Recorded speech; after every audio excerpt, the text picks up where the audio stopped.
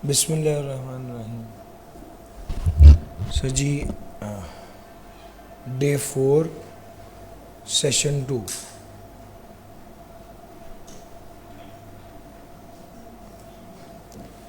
Chapter number 14, 15, 16। इस area को करने की अप्रोच और इस एरिया को किस तरह से हैंडल करना है बड़ा इम्पोर्टेंट है। आप लोगों को बताता चलूँ कि टैक्स के पेपर में ना पास होने की बहुत बड़ी रीज़न ये है कि स्टूडेंट इस एरिया को तैयार नहीं कर पाते, नहीं करते। हालांकि ये एरिया इतना मुश्किल नहीं है, बस थ्योरेटिकल है।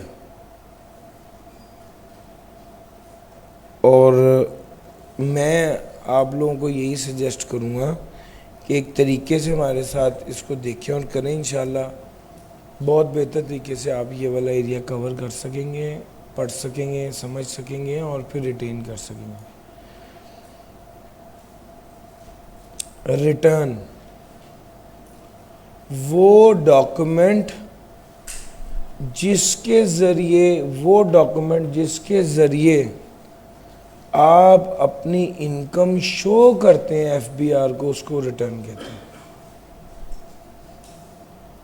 हैं। रिटर्न किसको जमा करवानी होती है? कंपनी, हर वो बंदा जिसकी इनकम टैक्सेबल है, नॉन प्रॉफिट ऑर्गेनाइजेशन जिसकी इनकम एफटीआर के तहत टैक्स होती है, या जिसको बोर्ड कह दे कि उसने रिटर्न जमा करानी है। यानी ये 5 लोग हैं जिनको रिटर्न जमा करवानी ही पड़ेगी हर हाल में। इसके अलावा कुछ और ऐसे लोग हैं जो कि लाजमी रिटर्न जमा कराएंगे, जिनके लिए भी रिटर्न जमा कराना ज़रूरी है।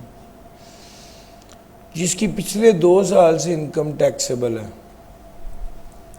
चाहे इस साल टैक्सेबल नहीं भी है तो वो भी रिटर्न जमा कराएंगे। जिनका लॉस आ गया और वो लॉस कैरिड फॉरवर्ड करना चाह रहे हैं, अगले सालों की इनकम के साथ लॉस को एडजस्ट करना चाहते हैं, वो भी रिटर्न ज़रूर जमा कराएंगे। जिनके पास 500 स्क्वायर यार्ड का प्लॉट है, कितना सर? 500 स्क्वायर यार्ड का प्लॉट है, किधर? म्यूनसिपल लिमिट कैंट या इस्लामाबाद में, या फ्लैट है म्यूनसिपल लिमिट कैंट या इस्लामाबाद में, तो जनाब याद रखिएगा ये वाला बंदा भी रिटर्न ज़रूर जमा कराएगा। जिसके पास 500 स्क्वायर यार्ड का प्लॉट है रेटिंग एरिया में, वो भी रिटर्न ज़रूर जमा कराएगा। और जिसके पास 200 स्क्वायर फीट का फ्लैट है रेटिंग एरिया में, वो भी रिटर्न लाजमी जमा कराएगा। 1000 सीसी से ऊपर की गाड़ी है, एनटीएन बना हुआ है, कमर्शियल या इंडस्ट्रियल कनेक्शन है और बिल 5 लाख से ज़्यादा आता है, ये सारे लोग रिटर्न जमा कराएंगे। अगर कोई बिजनेसमैन है और वो chambers of commerce and industry का मेंबर है या ट्रेड एसोसिएशन का मेंबर है, तो वो भी रिटर्न जमा कराएगा। अगर कोई इंजीनियर है और वो पीईसी का मेंबर है, तो वो भी रिटर्न जमा कराएगा। अगर कोई डॉक्टर है और वो पीएमडीसी का मेंबर है, तो वो भी रिटर्न जमा कराएगा। अगर कोई लॉयर है और वो बार काउंसिल पाकिस्तान या प्रोविंशियल उसका मेंबर है, तो वो भी रिटर्न ज़रूर जमा कराएगा। अगर कोई अकाउंटेंट है तो आईसीएमए या आईकैप का मेंबर है, वो भी रिटर्न लाजमी जमा करवाएगा। ये सारे लोग रिटर्न जमा कराएंगे। हर वो बंदा जिसकी इनकम फ्रॉम बिजनेस है और वो 3 से 4 लाख के दरमियान है, तो वो भी रिटर्न जमा करवाएगा। एवरी रेजिडेंट इंडिविजुअल, हर वो बंदा जिसकी फॉरेन इनकम और एसेट्स, जिसको फॉरेन इनकम और एसेट स्टेटमेंट जमा करानी है, वो भी रिटर्न जमा कराएगा। सर ये फॉरेन इनकम और एसेट स्टेटमेंट किसको जमा करानी होती है? हर वो बंदा जिसकी इनकम $10,000 है, फॉरेन इनकम $10,000 है, या जिसके फॉरेन में एसेट $1,00,000 या उससे ज़्यादा के हैं, उस बंदे को रिटर्न जमा करानी पड़ेगी और रिटर्न में शो करना पड़ेगा कि उसके फॉरेन में कौन कौन से एसेट हैं, कितने एसेट हैं, कितने ख़रीदे, कितने ट्रांसफ़र किए, सारी डिटेल। सर टैक्स वालों ने कहा है हमें पहले बता दो तुम्हारे बिजनेस अकाउंट्स कौन से हैं, बैंक अकाउंट बिजनेस में तुम्हारे कौन से हैं वो ज़रा बता दो ताकि हमें पता हो कि ये तुम्हारे बिजनेस अकाउंट है। अगर तुमने हमें अकाउंट ना बताया तुम्हारा बिजनेस बैंक अकाउंट कौन सा है और बाद में तुमने उसमें से खर्चा किया और हमें कहा कि ये एक्सपेंस है, अलाउड है, डिडक्शन होना चाहिए, तो हम वो वाली डिडक्शन अलाउ नहीं करेंगे। सिर्फ उस बैंक अकाउंट में से खर्चा एज डिडक्शन अलाउ होता है जो FBR को डिक्लेयर किया हुआ होता है। सर अगर फ्लैट, प्लॉट और गाड़ी,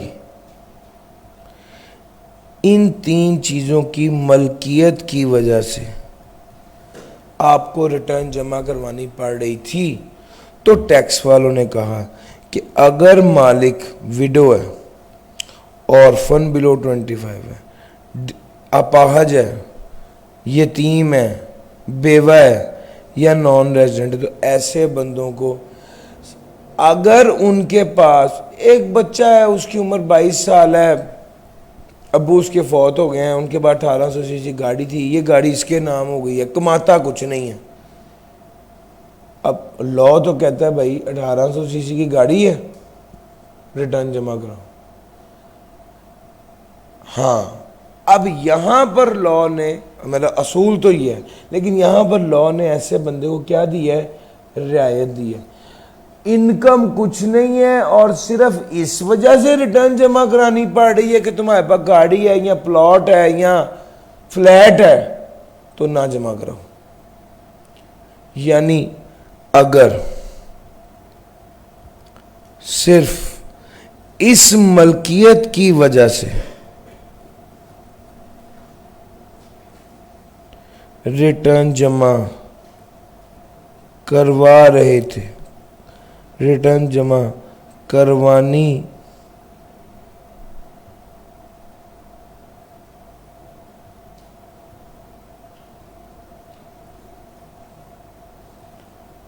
पड़ रही है, तो आपको टैक्स वालों ने क्या कर दिया है, माफ कर दिया।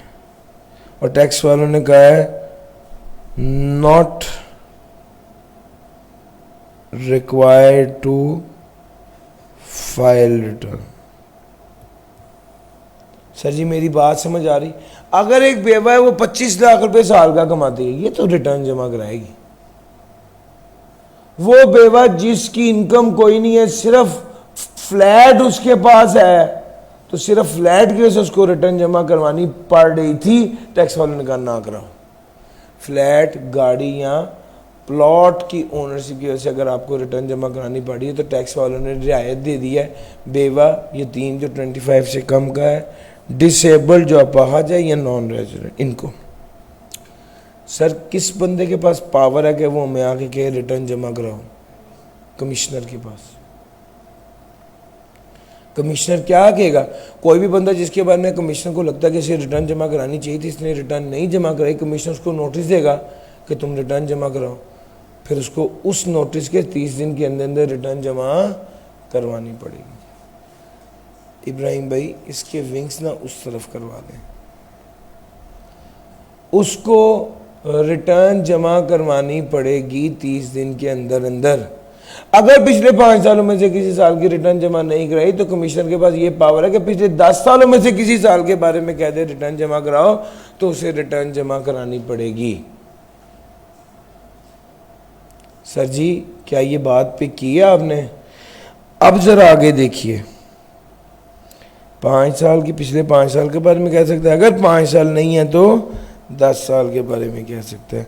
अगर उसकी फॉरेन इनकम और एसेट है तो फिर 5 और 10 साल की कोई टाइम लिमिट नहीं है। सर चलो ये तो समझ आती है, 1 साल की रिटर्न होती है, कमिश्नर के पास ये पावर भी है कि किसी बंदे को कहते कि 1 साल से कम की रिटर्न जमा कराओ, तो फिर उस बंदे को 1 साल से कम के पीरियड की रिटर्न जमा करानी पड़ेगी। To furnish return of income by the date specified in notice for period less than 1 साल से कम के पीरियड की उसको रिटर्न जमा करवानी पड़ सकती है अगर कमिश्नर कह दे। कमिश्नर ये क्यों कहेगा? अगर उसे पता चल जाए वो बंदा मर गया, उसके लीगल रिप्रेजेंटेटिव नहीं है, पैसे जमा कराने हैं, तो वो अगर वो बैंक करप्ट हो गया, अगर वो पाकिस्तान परमानेंटली छोड़ के जा रहा है, अगर कोई और रीज़न, पास पेपर में सवाल आ चुका है कि क्या कमिश्नर किसी बंदे को कह सकता है कि 12 माह से कम की रिटर्न जमा कराओ, तो यहाँ से इसका जवाब देना था।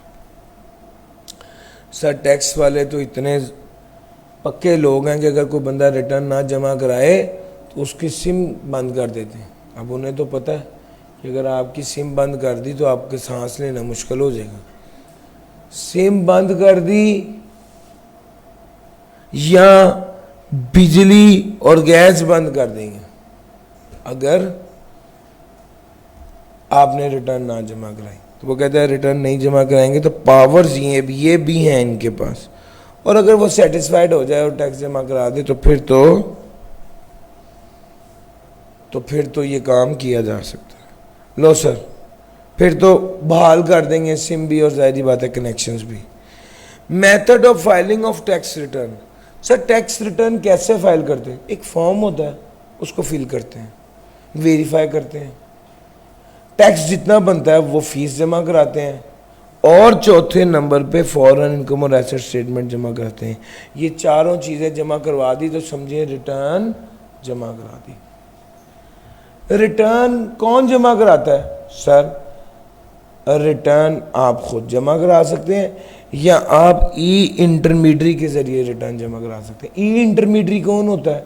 जो आपसे हार्ड फॉर्म में कवायफ लेता है और उनको डिजिटलाइज करता है। प्रिंटेड फॉर्म में आपसे डॉक्यूमेंट लेगा और डिजिटलाइज करके एफबीआर को जमा कराएगा उस फॉर्मेट में जो एफबीआर के लिए एक्सेप्टेबल है। उसको ई इंटरमीडियरी कहा जाता है। जो बंदा भी रिटर्न जमा कराता है या उसका ऑथराइज रिप्रेजेंटेटिव रिटर्न जमा कराता है तो इसका मतलब होता है कि ये रिटर्न उसने खुद जमा कराई है और उसके लिए वो खुद जिम्मेदार होगा, अनलेस वो बाद में प्रूव कर दे कि ऐसा नहीं हुआ। रिटर्न जमा करा दी, क्या रिटर्न में तब्दीली हो सकती है? हाँ जी। कैसे होगी? आपने रिटर्न जमा कराई, आप कहते हैं मुझसे गलती हो गई, रिटर्न तब्दील कर दें। हाँ जी, तब्दील हो जाएगी। 4 शर्तें। शर्त नंबर 1, आपने रिटर्न रिवाइज की है तो अकाउंट्स भी रिवाइज किए होंगे, फाइनेंशियल स्टेटमेंट्स जो रिवाइज की हैं, जिस बेस पर रिटर्न रिवाइज की हैं वो भी जमा कराएं। रीज़न ऑफ रिवीजन भी बताएं, कमिश्नर से अप्रूवल भी लें, और रिटर्न रिवाइज होने के नतीजे में याद रखना टैक्सेबल इनकम बढ़नी चाहिए और टैक्स लायबिलिटी कम होनी चाहिए। रिटर्न 4 बातें कही हैं। आप रिटर्न कब आप रिटर्न रिवाइज करने का क्या तरीका है? सर रिवाइज अकाउंट्स जमा कराएं, रीज़न ऑफ रिवीजन, कमिश्नर से अप्रूवल, और इनकम जो है रिटर्न रिवाइज करने के नतीजे में इनकम बढ़ रही होनी चाहिए और लॉसेस कम हो रहे होने चाहिए। ये 4 बातें हमने करनी है। क्या कमिश्नर से इजाज़त लेनी ज़रूरी है? हाँ जी। लेकिन अगर आपने 60 दिन के अंदर अंदर रिटर्न रिवाइज कर दी तो कमिश्नर से इजाज़त लेनी ज़रूरी नहीं। पहली बात। दूसरी बात, अगर मैंने कमिश्नर को अप्लाई किया, दरख्वास्त दी कि मुझे, अगर मैंने कमिश्नर को दरख्वास्त दी कि मुझे क्या कर दो, इजाज़त दे दो, तो क्या कमिश्नर इजाज़त दे देगा? अगर कमिश्नर इजाज़त दे दे फिर तो ठीक है, लेकिन अगर कमिश्नर खामोश रहे और मैंने दरख्वास्त दी और 60 दिन हो गए कमिश्नर खामोश है और मैंने दरख्वास्त देकर ये कहा है मैंने रिटर्न रिवाइज करनी है जिसके नतीजे में मेरी इनकम बढ़ रही होगी और लॉसेस कम हो रहे होंगे, तो समझा जाएगा कि कमिश्नर ने मुझे इजाज़त दे दी। अब बच्चे आमतौर पर इसमें कंफ्यूज हो जाते हैं, चूँकि 60 दिन का जिक्र 2 बार है। पहला 60 दिन ये है कि 60 दिन के अंदर अंदर रिटर्न रिवाइज की है तो कमिश्नर से इजाज़त लेने की ज़रूरत नहीं है। दूसरा 60 दिन इसलिए है कि आपने अगर कमिश्नर से इजाज़त लेनी ज़रूरी थी, आपने कमिश्नर को दरख्वास्त दायर की, तो 60 दिन के अंदर अंदर कमिश्नर का जवाब आ जाना चाहिए। अगर 60 दिन तक कमिश्नर का जवाब नहीं है और रिटर्न रिवाइज करने के नतीजे में आपकी टैक्सेबल इनकम बढ़ रही है और लायबिलिटी कम हो रही है, तो समझा जाएगा कि कमिश्नर ने आपको इजाज़त दे दी। सर जी, मेरा पॉइंट पिक कर सकें, ये इंपॉर्टेंट एरिया है, इसको ज़रा तैयार कीजिएगा। Procedure for filing of revise return.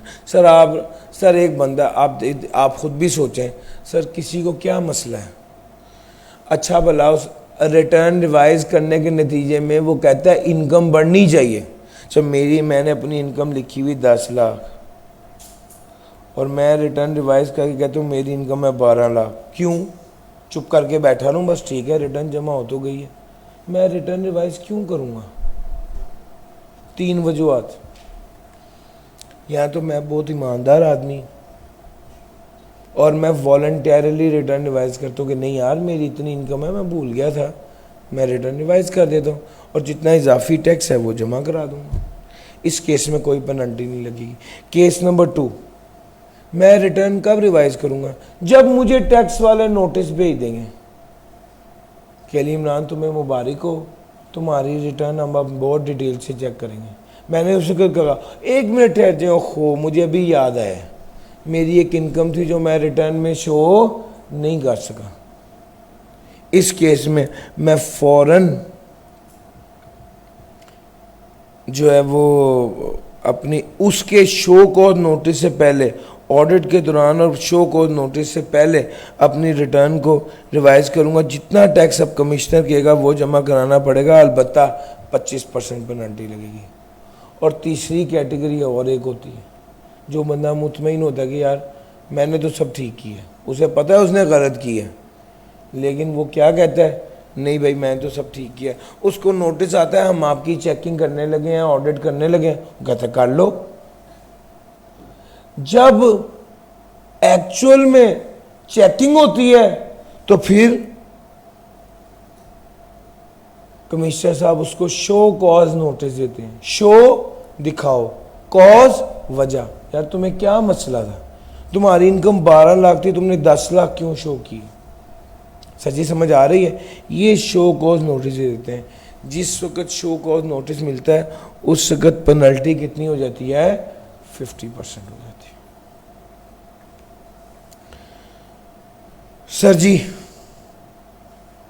अगर कोई बंदा अपना कारोबार बंद कर रहा हो तो कारोबार बंद करने के 15 दिन के अंदर अंदर उसको नोटिस देना चाहिए कमिश्नर को और बताना चाहिए कि मैं कारोबार बंद कर दिया है।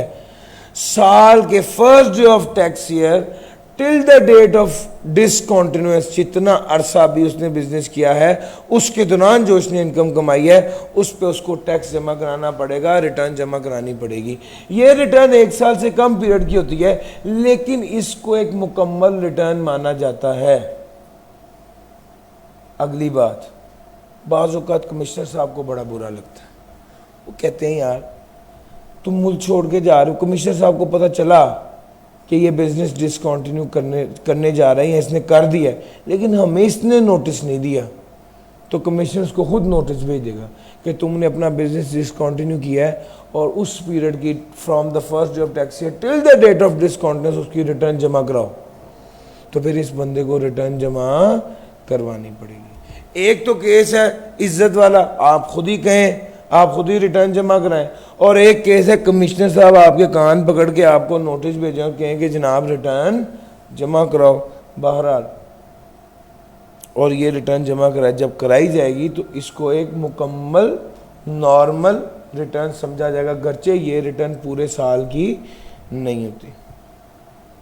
सर रिटर्न कब जमा करानी है, ये सवाल जिसने आपसे किया उससे पूछिए तुम हो कौन, तुम कंपनी हो या तुम इंडिविजुअल एओपी हो। उसने कहा मैं कंपनी हूं, तो उससे पूछो तुम्हारा ईयर एंड कब है, पहले 6 माह है या आखिरी 6 माह। अगर तुम्हारा ईयर एंड पहले 6 माह है तो 31 दिसंबर, ईयर एंड होने के बाद जो 31 दिसंबर आ रही है that is the due date of filing of return. और अगर तुम्हारा ईयर एंड आखिरी 6 माह है तो 30 सितंबर, ईयर एंड खत्म होने के 30 इमीडिएटली बाद जो 30 सितंबर आ रही है, that would be the due date of filing of return. और अगर वो बंदा कहता है नहीं मैं तो इंडिविजुअल हूँ या एओपी हूँ, तो बस फिर उसे कहो कि तुम्हारा ईयर एंड तो 30 सितंबर ही होगा। आम तौर पे ईयर एंड 30 सितंबर, सॉरी ईयर एंड क्या दिया है, date of filing of return is 30 सितंबर इंडिविजुअल और एओपी के केस में। हाँ, कंपनी के केस में अगर ईयर एंड पहले, अगर कंपनी के केस में अगर ईयर एंड पहले, इसको प्लीज बंद कर दीजिए, मेरा ख्याल है काफी है कूलिंग, इसको बंद कर दें मैं यहां से।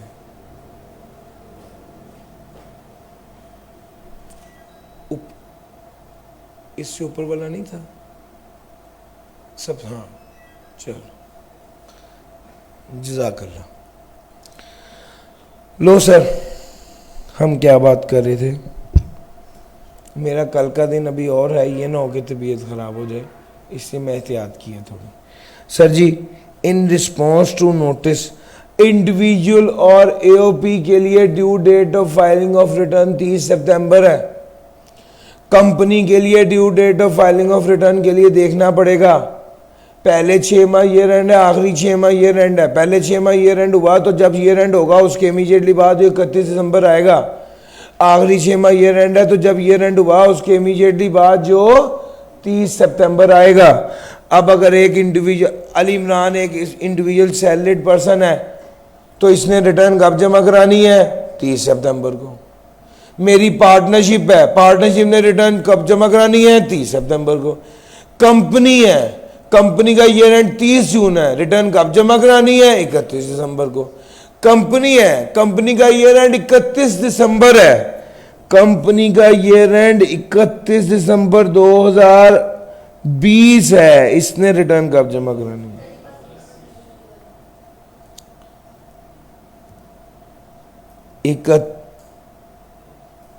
सर जी 30 सितंबर 2021। सर जब ईयर एंड आखिरी 6 माह हो तो साल खत्म होने के इमीडिएटली बाद जो 30 सितंबर आएगा, यानी 30 सितंबर 2022। और सर समझ आ रहा है, 31 दिसंबर 2020 था तो 30 सितंबर 2021 ही होना चाहिए ना यार। अगली बात ध्यान से सुनना, अगर मेरा ईयर एंड 31 अगस्त 2021 है तो मैंने रिटर्न कब जमा करानी है, भैया ईयर एंड के इमीडिएटली बाद 30 सितंबर जब आ रहा है तब जमा करानी है। लेकिन मुसीबत यह है कि अगर मेरा ईयर एंड 30 सितंबर है, अगर मेरा ईयर एंड 30 सितंबर 2021 है तो मैंने रिटर्न कब जमा करानी है, भैया इसके इमीडिएटली बाद 30 सितंबर कब आ रहा है, अगले साल। और मेरी बात समझ आ रही है, इस चीज को बस ध्यान में रखिएगा। अगर आपको डिसकंटिन्यूअस का नोटिस आ जाए तो जो डेट रिटर्न में फिक्स की गई है उस डेट तक आपने रिटर्न जमा करवानी होती है।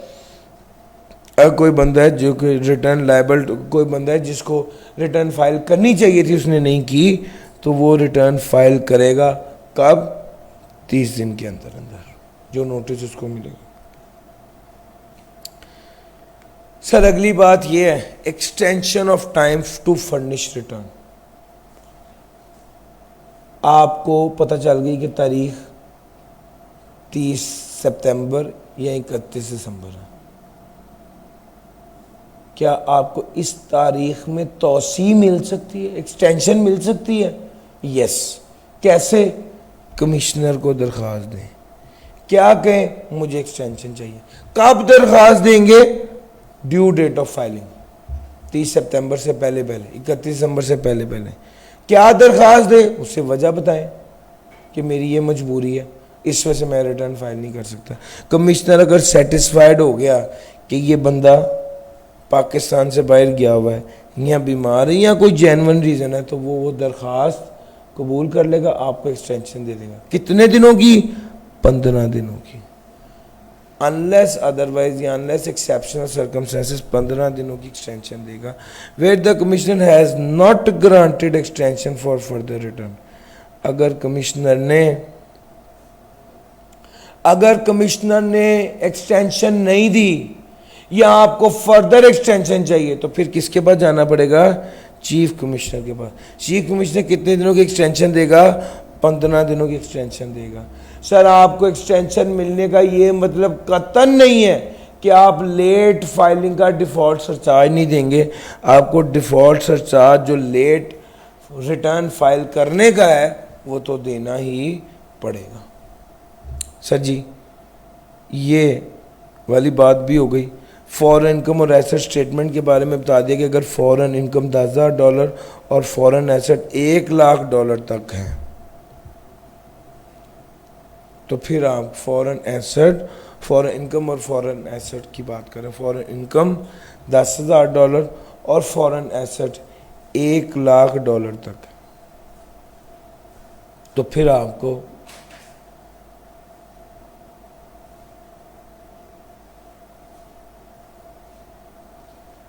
फॉरेन इनकम और एसेट स्टेटमेंट जमा करानी होगी जिसमें आपको बाकायदा लिखना होता है कि मेरे फॉरेन एसेट कितने हैं, मेरी फॉरेन लाइबिलिटीज़ कितनी है, मेरी फॉरेन इनकम कितनी है, मेरी फॉरेन एक्सपेंसेस कितनी है, मेरे एसेट थे कितने, बेचे कितने, कितने के बेचे, अब कितने बकाया रह गए हैं। कमिश्नर को लगता है अगर एक बंदे के बारे में किसी फॉरेन इनकम और एसेट स्टेटमेंट जमा करानी चाहिए थी और उसने नहीं कराई तो कमिश्नर क्या करेगा? उसे नोटिस दे देगा और कहेगा तुम फॉरेन इनकम और एसेट स्टेटमेंट जमा कराओ, तो उसे फॉरेन इनकम और एसेट स्टेटमेंट जमा करानी पड़ेगी। सर वेल्थ स्टेटमेंट क्या होती है? असल में वेल्थ स्टेटमेंट को बताने की बजाय कि क्या वेल्थ स्टेटमेंट बनती है, हम इसको वर्किंग कर लेते हैं। और वेल्थ स्टेटमेंट की जब बात करते हैं तो इसमें दो स्टेटमेंट्स होती हैं, एक को कहते हैं वेल्थ स्टेटमेंट और दूसरे को कहते हैं वेल्थ रिकॉन्सिलिएशन स्टेटमेंट। एक है वेल्थ स्टेटमेंट, दूसरा wealth reconciliation statement. Wealth statement में सारे एसेट्स ईयर एंड पर जो वैल्यू है वो आ रहे होते हैं। ईयर एंड पर जितने एसेट्स हैं, ईयर एंड पर जितनी लायबिलिटीज हैं, और क्या बन गया? नेट एसेट्स, जिसको आप वेल्थ कहते हैं, ये वेल्थ आ जाएगी, क्लोजिंग वेल्थ। दूसरे केस में जो वेल्थ रिकंसिलिएशन स्टेटमेंट बनती है ना, इसमें ओपनिंग वेल्थ आ रही होती है, इस साल की इनकम आ रही होती है, इस साल के एक्सपेंसेस आ रहे होते हैं और क्लोजिंग वेल्थ आ रही होती है। यार एक बंदे के पास जितना भी पैसा है, इनकम से बढ़ेगा, खर्चों से कम होगा, क्लोजिंग आ जाएगा। ये वाला क्लोजिंग इसके साथ क्या किया जाता है? टैली किया जाता है। ये हमेशा टैली होता है। इतनी सी बात। सर सिर्फ फॉर्मेट देखने से बात बननी नहीं है, इसका ना एक कम से कम एक फुल फ्लेज सवाल आपको ज़रूर करना चाहिए। सर जी हमारे पास इस सेशन में टाइम शॉर्ट है, ये सवाल हम आपके साथ शेयर करते थे वीडियो फॉर्म में, लेकिन ये सिर्फ देखना, मतलब कॉन्सेप्ट यही है, लेकिन एक क्वेश्चन करेंगे तो आपको मज़ीद क्लैरिटी आएगी। अभी तो इतना समझ लो, एसेट सारे लिख लेने हैं, लायबिलिटीज़ लेस कर देनी है वेल्थ स्टेटमेंट में, वेल्थ रिकंसिलिएशन में और वेल्थ लिखकर इनकम ऐड एक्सपेंसेस लेस, तो क्लोजिंग वेल्थ आ जाएगी। ये दोनों आपस में टैली होंगे सर। ठीक हो गया सर। ये वेल्थ स्टेटमेंट की प्रिपरेशन की अप्रोच है और ये होती है, ये मैंने आपके साथ डिस्कस कर लिया। अब जो अगला पॉइंट है वो है चैप्टर नंबर 15।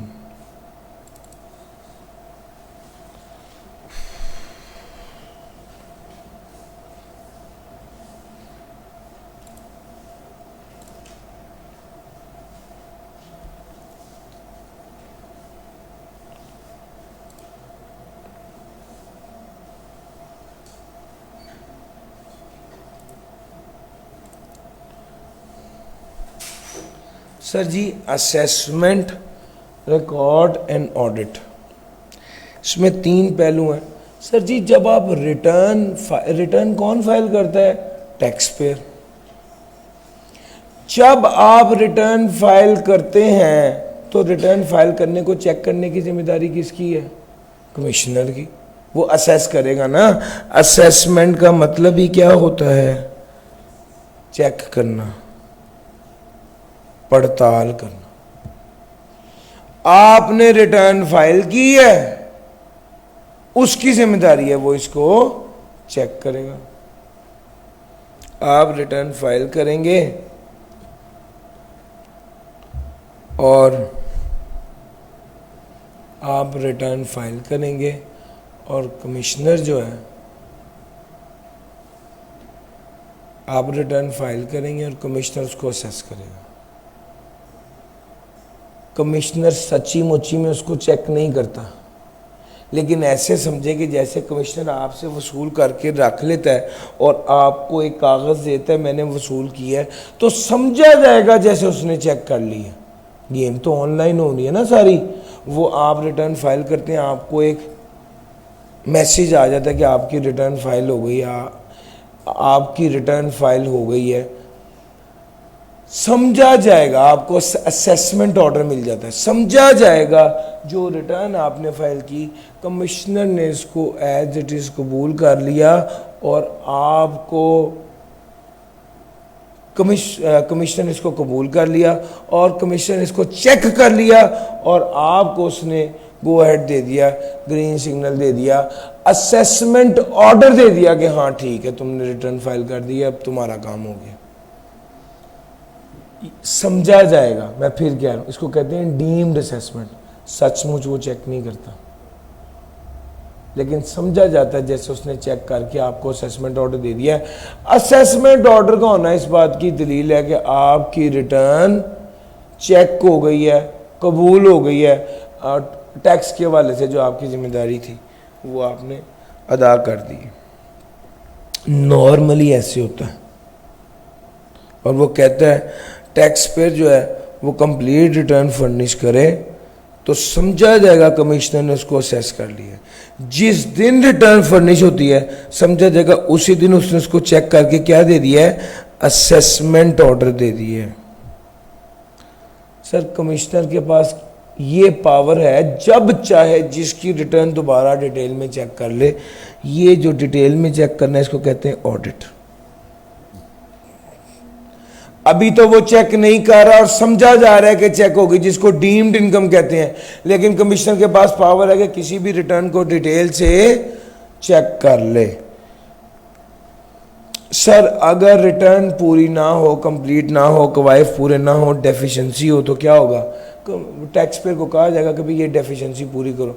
अगर उसने डेफिशिएंसी पूरी कर दी तो फिर तो ठीक है, और अगर उसने डेफिशिएंसी पूरी ना की तो समझा जाएगा जैसे उसने रिटर्न फाइल की नहीं थी।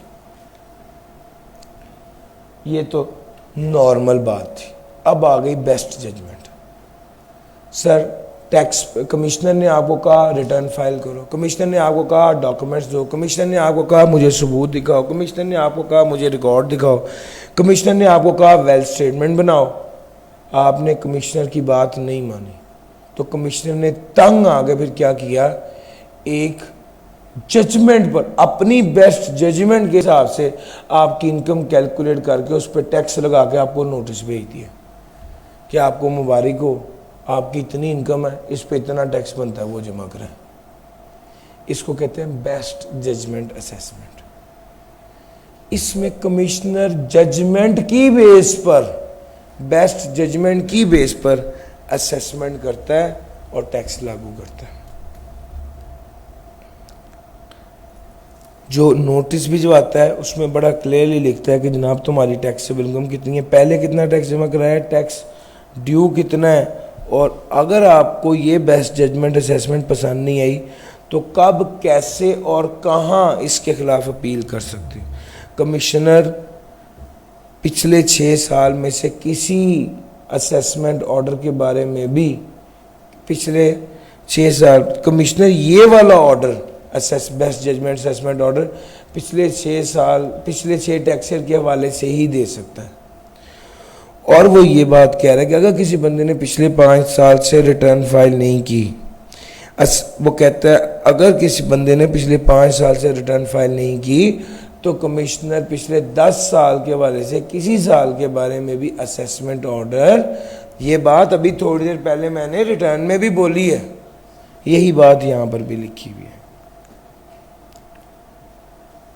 प्रोविजनल असेसमेंट उससे भी ज्यादा टिकी बात, जजमेंट करने जितनी भी उसके पास इंफॉर्मेशन नहीं। इस बात को समझाने से पहले मैं कहता हूं आपको यह बात बता दूं कि कंसील्ड एसेट्स क्या होते हैं। कंसील्ड एसेट क्या होते हैं? चोरी के एसेट्स। कौन सी चोरी? टैक्स चोरी। मैं कमाता हूं 1 करोड़ रुपया, मैंने शो किया मैं 10 लाख कमाता हूं रिटर्न में, और 90 लाख रुपए का मैंने प्लॉट खरीदा है। ये जो प्लॉट मैंने खरीदा है ये कंसील्ड एसेट है। कंसील्ड एसेट का मतलब होता है ऐसा एसेट जो ऐसी इनकम से खरीदा गया है जो चार्जेबल टू टैक्स तो थी लेकिन चार्ज टू टैक्स नहीं थी, चार्ज टू टैक्स नहीं थी। उस पर टैक्स लगना तो चाहिए था लेकिन टैक्स लगा नहीं। Concealed asset means any property or asset which, in the opinion of commissioner, is acquired from the income chargeable to tax but not charged to tax. Concealment of income includes, sir ji वो chargeable to tax तो थी लेकिन charge to tax नहीं थी। Concealment of income क्या है? अपनी income कम show करना, अपने एक्सपेंसेस ज़्यादा शो करना, गलत जो है वो क्लेम कर लेना, रिफंड गलत क्लेम कर लेना, या अपनी इनकम जो टैक्सेबल थी उसको एग्जाम्प्ट शो कर देना, ये टैक्स चोरी है। अब अगर नैब में एक केस चल रहा है जिसमें को नैब के पास सारे रिकॉर्ड मौजूद हैं कि इस बंदे के कौन कौन से कंसील्ड एसेट हैं, तो वहाँ पे टैक्स वाले भी पहुँच जाते हैं और टैक्स वाले भी उसके कंसील्ड एसेट को देखकर एक आर्जी असेसमेंट बना देते हैं कि इनकम टैक्स के हवाले से उसको नोटिस दे देते हैं कि इतने पैसे जमा कराओ। जब आपकी एजेंसी ऑफ द फेडरल या प्रोविंशियल गवर्नमेंट जैसे कि नैब है उसने सीज किए हुए हों कंसील्ड एसेट, इस केस में फिर कमिश्नर आ जाता है और कमिश्नर के पास अभी बेस्ट जजमेंट जितनी इंफॉर्मेशन भी नहीं होती तो उससे पहले वो क्या कर देता है, उससे पहले वो प्रोविजनल असेसमेंट दे देता है और एक नोटिस दे देता है कि आपका इतना टैक्स बनता है। जैसे ही उसके पास मजीद इंफॉर्मेशन आती है तो फिर वो असेसमेंट ऑर्डर पास करके उसके जो मजीद टैक्स होता है वो भी क्लियर कर लेता है। सर जी अगर ऑफशोर एसेट्स जो थे मुल्क से बाहर, एक बंदे ने पाकिस्तान में पैसा कमाया उस पर टैक्स नहीं दिया और पैसा बाहर भेज के मुल्क के बाहर एसेट्स खरीद लिए, इस बात का पता चल जाता है नैब को, नैब वाले उसको पकड़ लेते हैं, तो वहाँ पर भी टैक्स वाला कमिश्नर भी पहुँच जाते हैं और ये भी असेस करते हैं कि इसने कितने के एसेट्स खरीदे हैं बाहर के मुल्क में और इस पर कितना टैक्स बनता था, और फिर वो कैलकुलेट करके उसको एक नोटिस भिजवा दिया जाता है और कहा जाता है कि भाई तुम्हारा इतनी इनकम है, इतना टैक्स है, ये टैक्स तुम्हें जमा कराना पड़ेगा। जैसे ही इंफॉर्मेशन ज़्यादा क्लियर हो जाती है तो वो फिर असेसमेंट, वो फिर जैसे ही फाइनलाइज हो जाता है प्रोविजनल ऑर्डर तो फिर प्रोविजनल जो अमेंडमेंट है वो कर दी जाती है या अमेंडेड असेसमेंट दे दी जाती है, प्रोविजन ख़त्म कर दी जाती है। या प्रोविजन होता ही क्या है, डाउट ही तो होता है। सर अगर डेट गुड है तो क्यों प्रोविजन बनानी है, और अगर डेट बैड है तो क्यों प्रोविजन बनानी है। प्रोविजन होती किस एरिया के लिए, जहाँ पे श्योरिटी ना हो, जहाँ पे क्लियरिटी ना हो। सर समझ आ रही है, ये यहाँ पर भी बात है।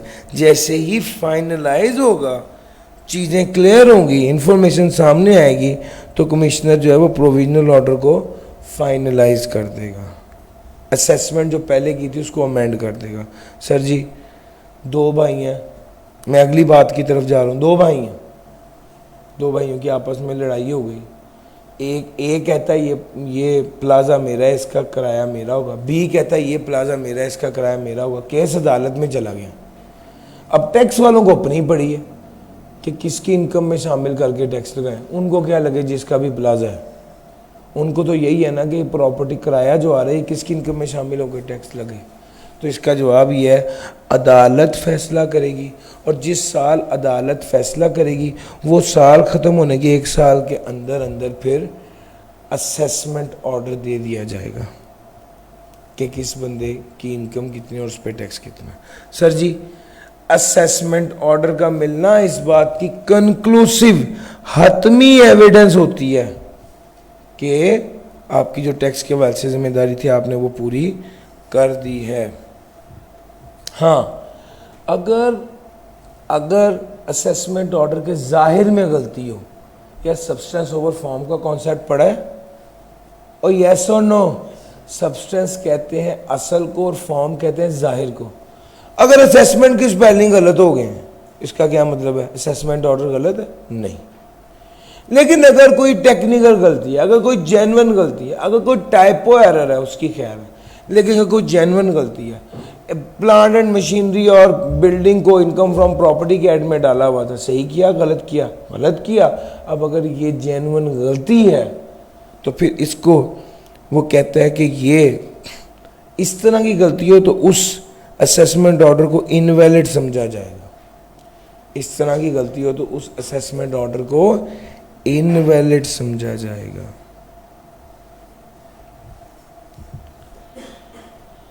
Any assessment, any order of assessment or other document required to be made under income tax ordinance may not be rejected as invalid, void or voidable only due to form of the order. जाहिर की गलती की वजह से उसे void या voidable नहीं समझा जाएगा, उसे रिजेक्ट नहीं किया जाएगा। हाँ, सब्सटेंस की गलती होगी तो उसे void या voidable समझा जाएगा। जिस बंदे पे टैक्स लगना चाहिए था उस पे नहीं लगाया, किसी दूसरे पे टैक्स लगा दिया है, हाँ, इस असेसमेंट ऑर्डर को गलत समझा जाएगा, रिजेक्ट समझा जाएगा। वरना ये असेसमेंट ऑर्डर, उसने पहले कहा असेसमेंट ऑर्डर एक हतमी सबूत है कि आपकी टैक्स की जिम्मेदारी पूरी हो गई है।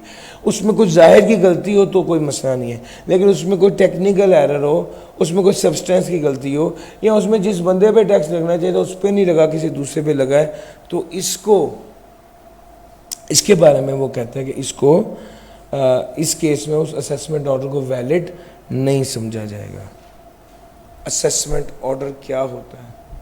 कमिश्नर ने रिटर्न फाइल की, टैक्स पेयर ने रिटर्न फाइल की, कमिश्नर ने असेसमेंट दे दिया, असेसमेंट ऑर्डर दे दिया। क्या कमिश्नर असेसमेंट ऑर्डर देने के बाद दोबारा उसको डिटेल से चेक करके अपनी असेसमेंट को तब्दील कर सकता है? यस। इसको कहते हैं amendment of assessment. Amendment of assessment 2 तरीके से होती है। एक तो कमिश्नर ने खुद अपने तौर पे जो असेसमेंट ऑर्डर पहले दिया हुआ था उसको चेक किया और असेसमेंट को अमेंड कर दिया, उसने कहा नहीं गलती थी, चलो ठीक कर दिया। दूसरा, कमिश्नर एक और काम कर, टैक्स पेयर ने रिटर्न को रिवाइज कर दिया। जब टैक्स पेयर ने रिटर्न फाइल की, कमिश्नर ने असेसमेंट ऑर्डर दिया, समझा जाएगा कमिश्नर ने चेक कर लिया। अब टैक्स पेयर कहते हैं ओहो मुझसे तो गलती हो गई थी, टैक्स पेयर ने रिटर्न रिवाइज की, तो समझा जाएगा कमिश्नर ने भी असेसमेंट ऑर्डर अमेंड कर दिया। या टैक्स पेयर ने जो रिटर्न है वो फाइल होती है और रिटर्न रिवाइज होती है। असेसमेंट ऑर्डर दिया जाता है और असेसमेंट ऑर्डर अमेंड होता है। अच्छा जी, मेरी बात पिक करें तो जब टैक्स पेयर ने रिटर्न रिवाइज की तो समझा जाएगा असेसमेंट ऑर्डर अमेंड हो गया। जिस दिन टैक्स पेयर ने रिटर्न रिवाइज की उसी दिन समझा जाएगा अमेंडेड असेसमेंट ऑर्डर पास कर दिया है कमिश्नर ने। सर, कितनी बार असेसमेंट अमेंड हो सकती है? कहते जितनी बार चाहे उतनी बार हो सकती है। इसमें नंबर ऑफ टाइम्स की लिमिट नहीं है कि कितनी बार हो सकती है, अलबत्ता टाइम की लिमिट है कि कब तक असेसमेंट अमेंड हो सकती है। वो कहता है जब ओरिजिनल असेसमेंट ऑर्डर दिया था ना,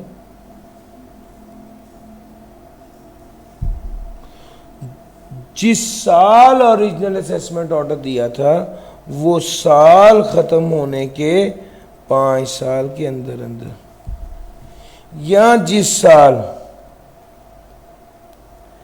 अमेंडेड असेसमेंट ऑर्डर दिया गया है, वो साल खत्म होने के 1 साल के अंदर अंदर। अब सुनो, ओरिजिनल असेसमेंट दी गई थी 30/9/2018 को। ये साल कब ख़त्म हुआ? 30/6/2019 को। इसमें 5 साल जमा करेंगे तो कितने हुए? 30/6/2024। वो कहता है जब ओरिजिनल असेसमेंट दी गई वो साल ख़त्म होने के 5 साल के अंदर अंदर, या अमेंडेड असेसमेंट ऑर्डर दिया गया था फॉर एग्जांपल 1/10/2020 को। ये साल कब ख़त्म हुआ? 30/6/2021 को। इसमें +1 कर लें तो कितना बना? 30/6/2022। ये दोनों डेट्स निकालनी है। इनमें से जो लेटर होगा, ये लेटर है केस में। 30/6/2024 तक ओरिजिनल 30/6/2024 तक असेसमेंट को अमेंड किया जा सकता है। उसने कहा असेसमेंट को अमेंड जितनी बार दिल चाहे उतनी बार करो, लेकिन इस डेट के बाद नहीं कर सकते।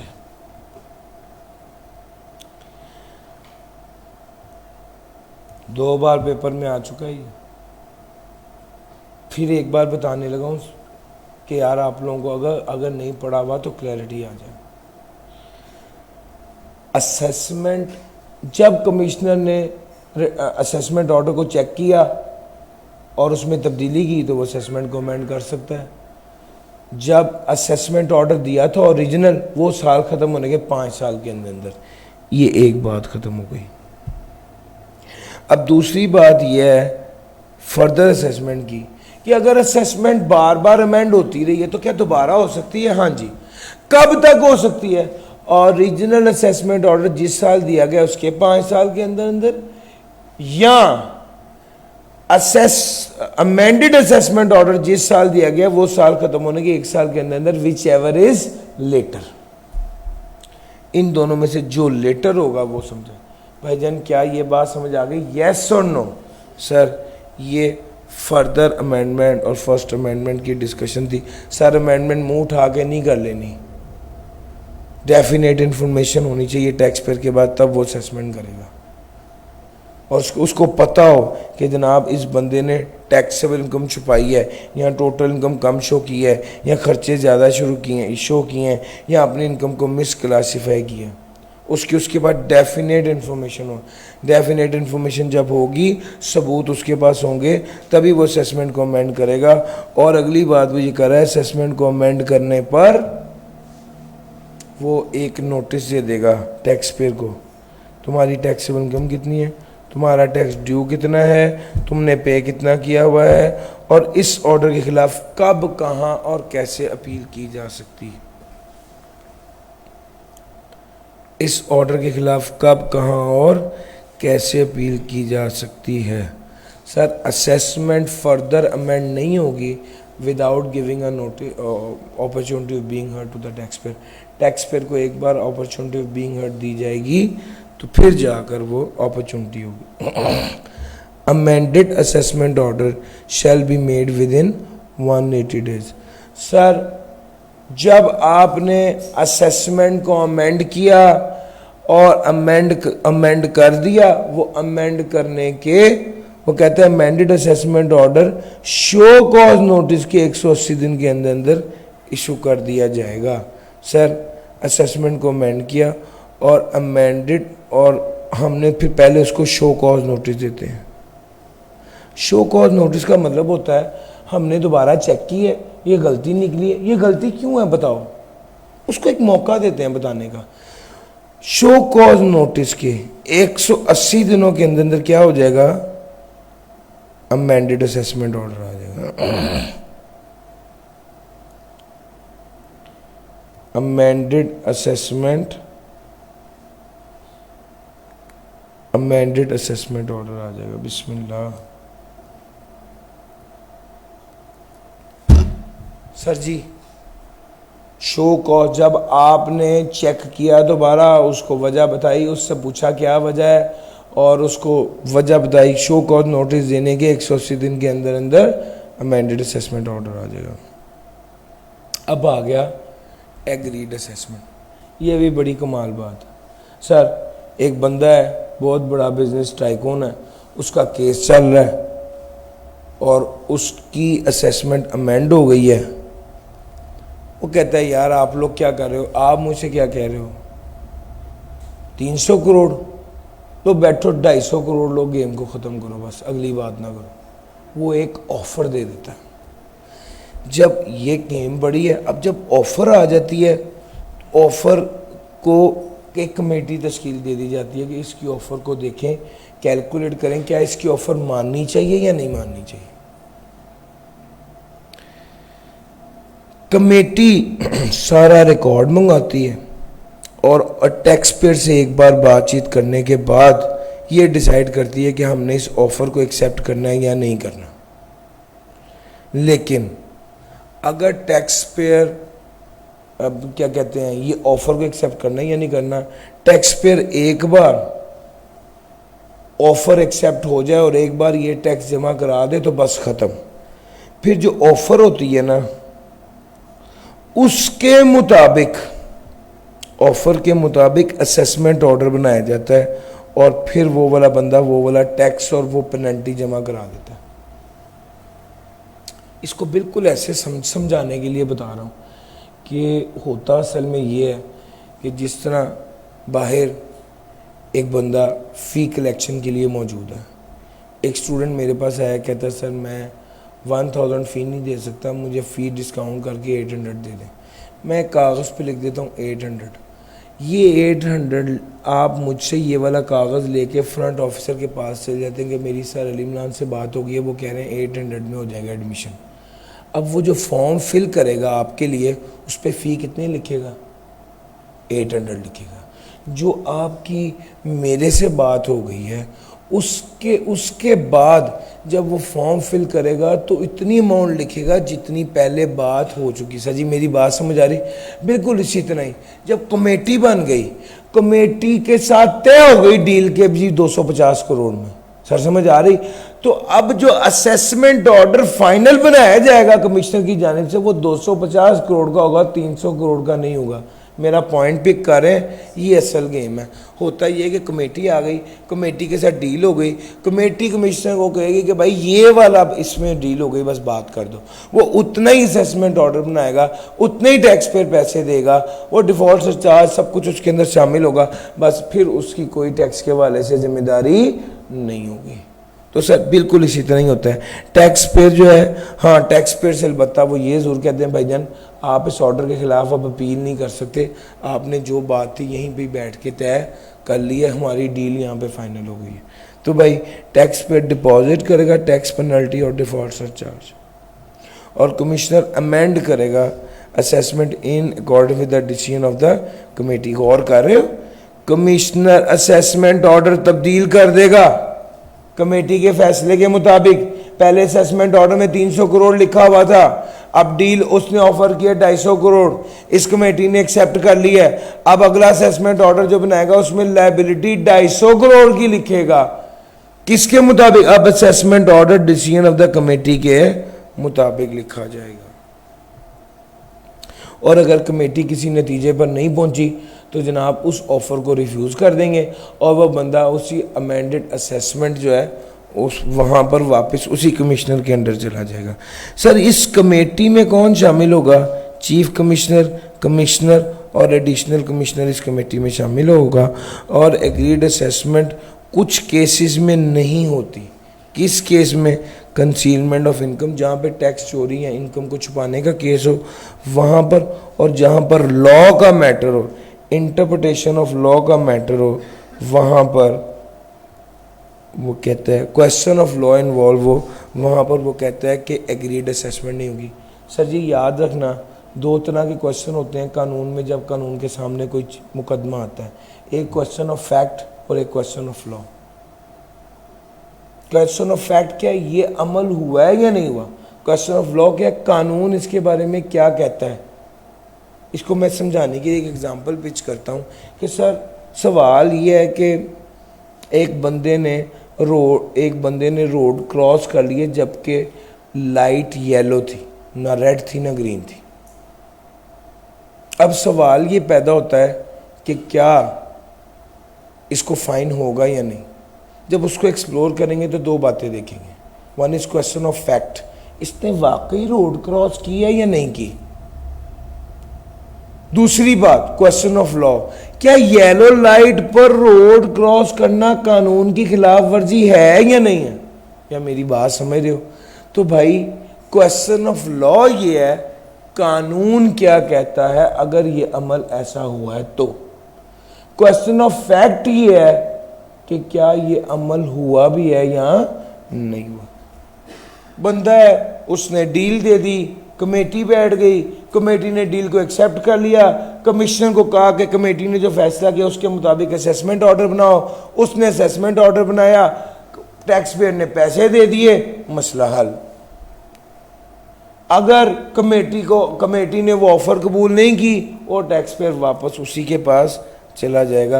कमेटी में chief commissioner, commissioner, additional commissioner शामिल होंगे। हाँ, ये कंसीलमेंट ऑफ इनकम और क्वेश्चन ऑफ लॉ वाले केसेस कमेटी के सामने पेश नहीं होंगे और इसके हवाले से एग्रीड असेसमेंट नहीं हो सकती। तो सर जी मेरी बात पिक कर गए। ये वैसे इस इम्पॉर्टेंट एरिया इसके हवाले से। सर जी अब आगे आ जाए रिकॉर्ड की तरफ। असेसमेंट की सारी मेजर बातें हम कर चुके। Record, what is record. Record होता है सर में सबूत, एक सबूत, एविडेंस। अगर आपकी कोई इनकम है तो आपने उसके हवाले से सबूत अपने पास महफूज रखने होते हैं।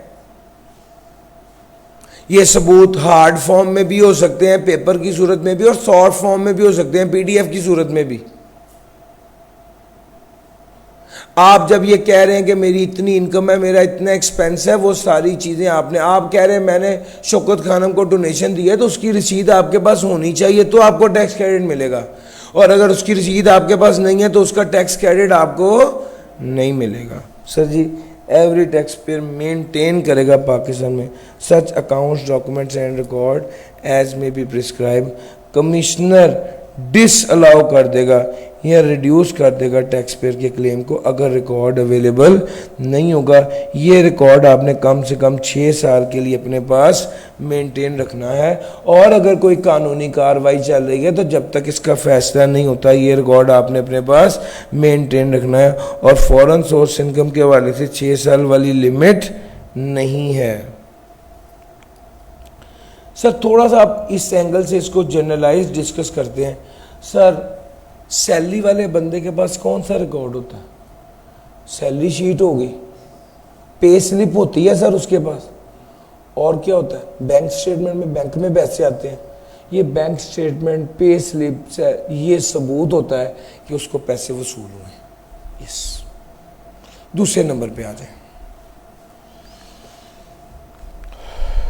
अब दूसरे नंबर पे जब आएंगे तो बात करेंगे प्रॉपर्टी। प्रॉपर्टी वाले के पास क्या सबूत है। सर गारंटी एग्रीमेंट होगा, ये सबूत ही तो है।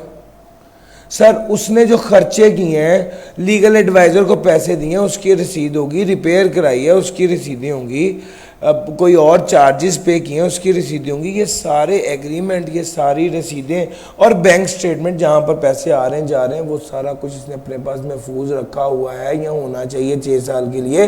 ये रिकॉर्ड ही तो है। सर कैपिटल गेन की बात करते हैं। शेयर कितने का बेचा, इसका सबूत। शेयर कितने का खरीदा, इसका सबूत। और कितना गेन हुआ, कितनी कमीशन दी, उसका सबूत। कितना टैक्स कटा, उसका सबूत। ये सारे सबूत आपने अपने पास रखने होते हैं कैपिटल गेन के केस में। अदर सोर्स की बात करता हूं। अदर सोर्स में डिविडेंड है तो डिविडेंड वारंट सबूत होता है। प्रॉफिट ऑन डेट है तो बैंक स्टेटमेंट में प्रॉफिट ऑन डेट आ रहा होता है, ये सबूत है। सर जी अगर रॉयल्टी है तो रॉयल्टी एग्रीमेंट डॉक्यूमेंट होता है, ये सबूत होता है। फी फॉर टेक्निकल सर्विस के हवाले से एग्रीमेंट होता है, ये सबूत होता है। सर जी अगर आपने प्लांट एंड मशीनरी और बिल्डिंग को इकट्ठा किराए पे दिया तो एग्रीमेंट किया होगा ना, ये सबूत है। बैंक स्टेटमेंट में पैसे आ रहे हैं ना, ये सबूत है। सर रिकॉर्ड से मुराद असल में सबूत ही हैं जो आपने अपने पास मेंटेन रखने होते हैं। जो इनकम आप शो कर रहे हो, एक एक लाइन आइटम के पीछे डॉक्यूमेंट होता है। ये पैसा आया, ये देखो बैंक स्टेटमेंट में आ रहा है, ये देखो मेरे पास इसकी इनवॉइस है, ये मैंने परचेज किया, ये देखो ये इनवॉइस है, ये इंपोर्ट किया, ये देखो इंपोर्ट के डॉक्यूमेंट हैं, ये क्लियरिंग एजेंट की इनवॉइस है। सर जी मेरी बात समझ आ रही? वो सारे सबूत फाइलें बनी होती हैं, ज़रूरी नहीं है गत्ते की फाइल ही हो। सर ये PDF फाइल भी हो सकती है। ठीक हो गया? सर अब बहुत सी चीज़ों का सबूत होता ही नहीं है कागज़ की सूरत में। आप अभी ऊबर क्रीम से हैं, क्या सबूत है? वो जो पैसे आपने ट्रांसफ़र किए हैं वही सबूत होगा, या जो राइड बुक की है वही सबूत होगा। सर जी मेरी बात समझ आ रही? तो ये इस तरह से होता है। अच्छा अब ज़रा ये सारी बातें सिंपल थी। अब बिज़नेस के अंदर ज़रा मसले ज़्यादा होते हैं, इस चीज़ें भी ज़्यादा होती हैं और सबूत भी ज़्यादा होते हैं। इनकम आ रही है, इनकम का सबूत, खर्चे, सैलरीज दे रहे होंगे, बिजली पानी गैस होगी, उसके बिल होंगे, ज़मीन अपनी है तो रजिस्ट्री होगी, किराए की है तो एग्रीमेंट होगा, इन्वेंट्री का रिकॉर्ड होगा। सर सेल्स की record, sales day book, purchase day book, journal ledger, entries. Sir मेरी बात समझ आ रही है? बिजनेस के अंदर ये सारे सबूत मौजूद होते हैं। बिजनेस में ज़्यादा डिटेल में चीज़ें आती हैं तो ज़्यादा सबूत मौजूद होते हैं। तो ये सारी आपको एक दो बार उसने तो ये कहा कि जनाब 5 लाख तक के बिजनेस के पास क्या रिकॉर्ड होता है। सर कैश आपने सेल किया है, सीरियल नंबर्ड इनवॉइसेस होंगी, आपके टैक्स पेयर का नाम, बिजनेस का नाम, एड्रेस वगैरह इनवॉइस पर आ रहा होगा। जितनी चीज़ें बेची हैं, कौन सी बेची हैं, क्या वैल्यू थी उसका रिकॉर्ड, जितनी चीज़ें खरीदी हैं, कौन सी चीज़ें कितने की खरीदी थी उसका रिकॉर्ड, वाउचर, परचेजेस, सेल्स के, ये सारी चीज़ें। सर अहम बात बताऊं तो एसेट का रिकॉर्ड, लायबिलिटीज़ का रिकॉर्ड, इनकम का रिकॉर्ड, एक्सपेंसेस का रिकॉर्ड, यही 4 है ना। सेल्स का रिकॉर्ड, परचेजेस का record, income, asset, expenses, cash कितना आया, कैश कितना गया उसका रिकॉर्ड। अगर असेंबली मैन्युफैक्चरिंग है तो कॉस्ट के रिकॉर्ड्स। ये रिकॉर्ड हमने कितने अर्से तक महफूज रखने होते हैं? 6 साल तक। सर जी अगर 5 लाख से ऊपर की इनकम है उसके रिकॉर्ड। अच्छा अब आप गौर करना, रिपीट हो रहा है, इनवॉइसेस भी कह रहा है, टैक्स पेयर का नेम, एड्रेस और NTN number, description, quantity and value, wholesaler, dealer और डिस्ट्रीब्यूटर, ये सारी चीज़ें वो आपको कह रहा है कि ये रिकॉर्ड चाहिए। 10,000 से ऊपर की जिसको सेल की है या 10,000 से ऊपर से जिसकी परचेज की है उसका नाम और एड्रेस ज़रूर होना चाहिए। अगर डॉक्टर है उसके पास मरीज़ होते हैं, सर कितना पैसा रोज़ लग रहा है, कितने बिल आ रहे हैं, कौन सी जगह है, कितनी सैलरी है, सारे खर्चों के रिकॉर्ड, इनकम के रिकॉर्ड, डिस्क्रिप्शन ऑफ मेडिसिन कौन सी दी, पेशेंट का रिकॉर्ड। अगर जनरल मेडिकल प्रैक्टिशनर नहीं है, मिसाल के तौर पे जनाब आप अगर कोई हार्ट सर्जन है और वो सर्जरी करता है तो पेशेंट का रिकॉर्ड भी होता है, उसको वो रखेगा कि फ़लाँ बंदे को मैंने बाईपास किया या कुछ ऐसे। 2.5 मिलियन से ऊपर का मैन्युफैक्चरर है उसके लिए कैश डे बुक। अब ये जो बड़े लेवल पर होता है, sales day book, sale ledger, purchase day book, purchase ledger, sale purchase 10,000 से ऊपर वाले का नाम, स्टॉक का रजिस्टर, ये सारी चीज़ें। सर जी मैंने आपको एक ओवरऑल इसकी अंडरस्टैंडिंग बता दी। 5 चीज़ें, 5 इसकी मैन्युफैक्चरर की, 5 प्रोफेशनल मेडिकल की, और आप गौर करेंगे तो पढ़ते जाएंगे रिपीट होता रहेगा। बल्कि मैं तो आपको कहूँगा कि आप अगर इसको इस तरतीब से पढ़ें कि सर पहला ये पढ़ना शुरू करें, दूसरी बार में ये वाला हाईलाइट करके जब दूसरी बार में जाएंगे तो रेपिटेशन वाले को इग्नोर करें, जो डिफरेंस वाला है बस उसको हाईलाइट करें कि इजाफी कौन कौन सी चीज़ें आ रही हैं। तीसरे केस में भी डिफरेंस वाले को, चौथे केस में भी डिफरेंस वाले को हाईलाइट करें। बल्कि मैं ये बात हमेशा पहले भी करता था। आई के आपने जब सवाल पूछा तो ये पूछा कि 5 लाख से ऊपर वाले को कौन कौन सा रिकॉर्ड मेंटेन करना है, जो 5 लाख तक का रिकॉर्ड है वो दोबारा बताने की ज़रूरत नहीं है, तो उसमें वो इंक्रीमेंटल ही लिखना था। सर जी मेरी बात समझ आ रही है, इसको ज़हन में रखें। सर ये रिकॉर्ड कहाँ पे रखना है? बिजनेस प्रेमिसेस में, और अगर बिजनेस नहीं है तो घर पे, और अगर घर पे नहीं है तो जहाँ पर रखा हुआ है अपनी रिटर्न में बताएं कि ये इसका सारा रिकॉर्ड मैंने फलां जगह पे फलां बंदे के पास रखा हुआ है। सर नादरा के हवाले से एक डिस्कशन है कि नादरा जो है अपने तौर पे खुद या बोर्ड की एप्लीकेशन पे रिकॉर्ड शेयर करती है सारा बोर्ड के साथ, और नादरा तो खुद बाकायदा आइडेंटिफाई कर पाती है कि जनाब in relation to any person उसकी income, property, assets, liabilities, expenditure वगैरह, और ये भी कि उसने कोई टैक्स एस्केप तो नहीं किया असेसमेंट को, या अंडर असेस तो नहीं करवा लिया, या मिस क्लासीफाई या मिस डिक्लेयर तो नहीं करा लिया। बोर्ड नादरा जो इन्फॉर्मेशन बोर्ड को देता है उसको यूज़ करता है, यूटिलाइज़ कर सकता है, और नादरा तो कंप्यूट भी करती है कि इसकी इनकम क्या होगी और इसके हवाले से टैक्स लायबिलिटी क्या होगी, आर्टिफिशियल इंटेलिजेंस के टूल को यूज़ करते हुए। सर जी जितनी तरक्की हो रही है वो सारी तरक्की आखिर तो टैक्स वाले भी इस्तेमाल करेंगे ना। यानी नादरा अपने सिस्टम को, उसके पास जो जो इन्फॉर्मेशन आप शनाख्ती कार्ड दे के ले रहे हैं ना, वो नादरा के पास महफूज है। और आप कोई प्लॉट नादरा के बगैर शनाख्ती कार्ड दिए तो नहीं ले सकते, आप सिम नहीं ले सकते सर। तो वो सारा कुछ रिकॉर्ड में आ रहा होता है, और फिर उसकी बेस पर एक इन्फॉर्मेशन तैयार करके नादरा वाले बोर्ड को प्रेजेंट करते हैं, और बोर्ड फिर उस पर एक्शन लेने की पोजीशन में होता है। तो ये एक नादरा के वजह से ये एक एडिशन है जो अब हुई है कि नादरा किस तरह से सपोर्ट कर सकता है बोर्ड की। सर जी ऑडिट क्या है? चेक करना। कमिश्नर के पास पावर है कि वो रिकॉर्ड मंगवा सकता है। रिकॉर्ड फिजिकल फॉर्म में भी हो सकता है और इलेक्ट्रॉनिक फॉर्म में भी हो सकता है। कमिश्नर के पास ये भी पावर है कि फिजिकली फाइलें मंगवा लें या इलेक्ट्रॉनिक फॉर्म में रिकॉर्ड जहाँ पर है उस मशीन की एक्सेस ले लें। रिकॉर्ड मंगवाने के बाद क्या करेगा? उसको चेक करेगा। चेक करने के बाद क्या करेगा? शो कॉज नोटिस देखेगा, वजह बताओ। वजह रिपोर्ट लिखता है, ऑडिट रिपोर्ट लिखता है, उससे वजह पूछता है। वजह पूछने के बाद उसको करेक्टेड अमाउंट बताएगा कि असल में आपका इतना टैक्स बनता है, वो जमा कराएं। अब टैक्स पेयर को वो वाला टैक्स जमा करवाना पड़ेगा।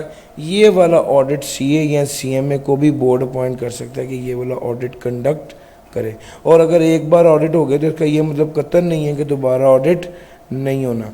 हाँ, बाज़ औक़ात आपको ऑडिट कंडक्ट करने के लिए आपको ऑडिट कंडक्ट किया जा रहा है और आपसे डॉक्यूमेंट मांगा और आपने डॉक्यूमेंट प्रोवाइड नहीं किए, तो फिर जो भी ऑडिट करने वाला है वो बेस्ट जजमेंट असेसमेंट अप्लाई करेगा, और जो पुरानी रिटर्न आपने बनाई होगी उसकी कोई लीगल हैसियत नहीं होगी। सर जी जब आप बेस्ट जजमेंट असेसमेंट की तरफ चलते हैं ना, तो कुछ ना बेंचमार्क्स होते हैं। बेंचमार्क्स का मतलब है स्टैंडर्ड रेशियोज। मिसाल के तौर पे सीमेंट सेक्टर में प्रॉफिट जीपी जो है वो 38% होता है, रेस्टोरेंट इंडस्ट्री में 80% होता है। अब ये बेंचमार्क है। अगर सीमेंट सेक्टर का ऑडिट कर रहे हैं और आपको खर्चों का नहीं सही पता चला और आप जजमेंट लगाते हैं अपनी बेस्ट जजमेंट, तो फिर सेल का 80% नहीं लेंगे आप। जो जनरली होता है, जो बेंचमार्क हैं, उनको यूज़ किया जाएगा अपनी बेस्ट जजमेंट को लगाते हुए। वो ये वाली बात करता है। अगर रिकॉर्ड फर्निश नहीं किया गया, अगर इनकम्प्लीट रिकॉर्ड है, अगर सफिशिएंट एक्सप्लेनेशन नहीं है, तो ये समझा जाएगा कि टैक्सेबल इनकम जो शो की गई है वो ठीक नहीं है, और फिर कमिश्नर टैक्सेबल इनकम कैलकुलेट करेगा और सेक्टोरियल बेंचमार्क रेशियोज को इस्तेमाल करेगा। सर हर सेक्टर के हवाले से बेंचमार्क रेशियोज मुख्तलिफ होती हैं, तो कमिश्नर उन बेंचमार्क रेशियोज को इस्तेमाल करेगा। सर जी, स्पेशल ऑडिट पैनल जो ज़रा गेम बड़ी हो जाती है, वहाँ पर ऑडिट करने के लिए फिर पूरा पैनल बनाया जाता है। ये पैनल कौन बनाएगा? बोर्ड बनाएगा। इसमें इस पैनल में मकसद क्या है? ऑडिट करना। कौन सा? सर, ऑडिट करना, ये फोरेंसिक ऑडिट भी हो सकता है, इनकम टैक्स अफेयर्स का ऑडिट करना है। And class of person and scope of the audits, कितना, कब, किसका और कितना करना है, ये बोर्ड डिटरमिन करेगा। सर, पैनल में कौन कौन शामिल होगा? कम से कम 2 या 2 से ज़्यादा लोग। कौन से? एक टैक्स का बंदा, सीए या सीएमए भी हो सकता है, और कोई और बंदा जो जिसको बोर्ड कह दे। पैनल को हेड कौन करेगा? टैक्स का बंदा। चेयरमैन कौन होगा? टैक्स का आदमी। ऑडिट के हवाले से जो काम टैक्स का बंदा कर रहा होगा, इनलैंड रेवेन्यू का बंदा कर रहा होगा, एफबीआर का बंदा कर रहा होगा, टैक्स वाला बंदा कर रहा होगा, समझा जाएगा ये काम पैनल ने किया। तो भाई पावर सारी टैक्स के बंदे के पास होगी। और स्पेशल ऑडिट पैनल ऑडिट कर रहा था, इंफॉर्मेशन प्रोवाइड नहीं की गई, तो वो बेस्ट जजमेंट असेसमेंट कर लेंगे, और जो पहले रिटर्न फाइल की हुई थी उसका कोई लीगल इफेक्ट नहीं होगा। अगर चेयरमैन ही एब्सेंट हो गया प्रोसीडिंग में, तो समझा जाएगा कार्रवाई खत्म है। चेयरमैन के अलावा कोई और बंदा एब्सेंट, यानी सीए नहीं आया तो खैर है, लेकिन अगर टैक्स का बंदा नहीं आया तो वो कार्रवाई बिल्कुल ठीक मानी जाएगी। और सर, जो काम भी करना है, ऑपरेट सारा करना है, वो सारा किसने करना है? ऑफिसर इनलैंड रेवेन्यू करना है। इस केस में ख़ास तौर पे जो एफबीआर के बंदे और जो कमिश्नर्स होते हैं, उनकी पावर बहुत ज़्यादा होती है सीए से, यानी सीएज उनको असिस्ट कर रहे होते हैं, उनकी इंस्ट्रक्शन फॉलो कर रहे होते हैं। ये सर चैप्टर नंबर 15 था।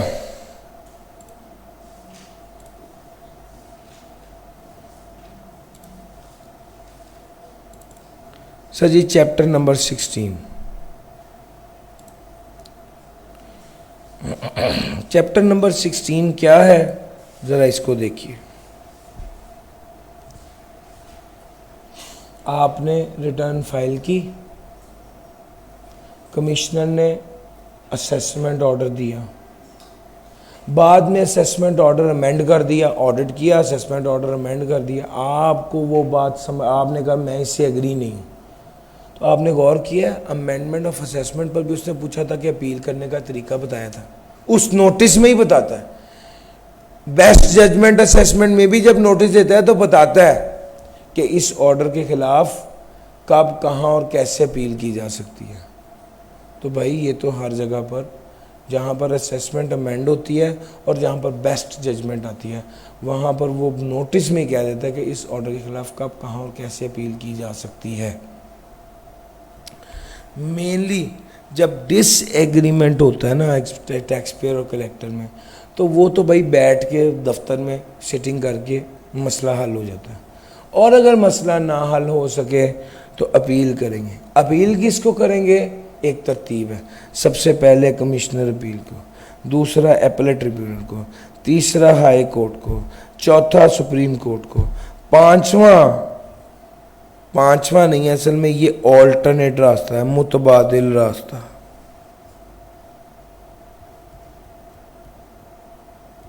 कि आप एडीआर के पास चले जाए। कब करनी है अपील? अगर बेस्ट जजमेंट पे आप राजी नहीं है, अमेंडमेंट की असेसमेंट पे राजी नहीं है, आपकी जिम्मेदारी थी टैक्स डिडक्ट करनी थी, आप करने की, आपने नहीं किया, तो टैक्स वालों ने कहा टैक्स तुम जमा कराओ, इस ऑर्डर के खिलाफ आप अपील कर सकते हैं। अगर आपको नॉन रेजिडेंट का रिप्रेजेंटेटिव समझा जा रहा है, अगर आपको नॉन रेजिडेंट का रिप्रेजेंटेटिव समझा जा रहा है, तो इस केस में भी आप कहें भी मैं तो रिप्रेजेंटेटिव नहीं हूँ, मैं एक फ्रेंच कंपनी में मुलाजिम हूँ, मैं उसका रिप्रेजेंटेटिव नहीं हूँ, मुझे क्यों नोटिस देते हैं आप? या फ्रेंच कंपनी को जब नोटिस देना होता है तो मेरा नाम क्यों लिखते हैं? मैं उसका रिप्रेजेंटेटिव नहीं हूँ, इसके खिलाफ अपील कर सकते हैं। वो गलती जो रेक्टिफाई नहीं हो रही, रेक्टिफाई करने से इनकार कर दिया उसका, सर अपील जब भी की जाएगी याद रखना इसके नतीजे में टैक्स लायबिलिटी बढ़नी चाहिए। अब कैसी अजीब बात है, यानी मेरी लायबिलिटी है 1 लाख रुपए, मैं अपील कर रहा हूँ कि मेरी लायबिलिटी 1,20,000 कर दें, मैं क्यों करूँगा यार? है ना अजीब बात। इसका जवाब सुनो। असल में मैंने टैक्स लायबिलिटी शो की 1,00,000 रुपए, कमिश्नर ने बेस्ट जजमेंट असेसमेंट कहा कि इसकी लायबिलिटी है 1,50,000 रुपए। इस बेस्ट जजमेंट के खिलाफ मैंने अपील की और मैंने कहा नहीं 1.5 नहीं है, असल में ये 1,20 है। अल्टीमेटली ओरिजिनल असेसमेंट से लायबिलिटी ज़्यादा ही बनेगी। जो एक बार आपने असेसमेंट ऑर्डर दे के पैसे जमा करा दिए ना, वो तो मिनिमम है। तो आप अपील जब भी करेंगे तो उसकी वजह से लायबिलिटी बढ़ ही रही होगी। तो और यानी एनहेंसिंग द असेसमेंट या रिड्यूसिंग अ रीफंड, तो लायबिलिटी ओरिजिनल असेसमेंट ऑर्डर से ज़्यादा ही जाएगी, वापस नीचे की तरफ नहीं जा सकती। अपील कैसे दायर करनी है? फॉर्म फिल करना है, अटेस्ट कराना है, वजह लिखनी है और फीस जमा करा देनी। कितनी फीस होगी? 5,000 रुपये। किसके लिए? कंपनी के लिए, या असेसमेंट ऑर्डर के खिलाफ अपील कर रहे हैं तो फीस 5,000 होगी।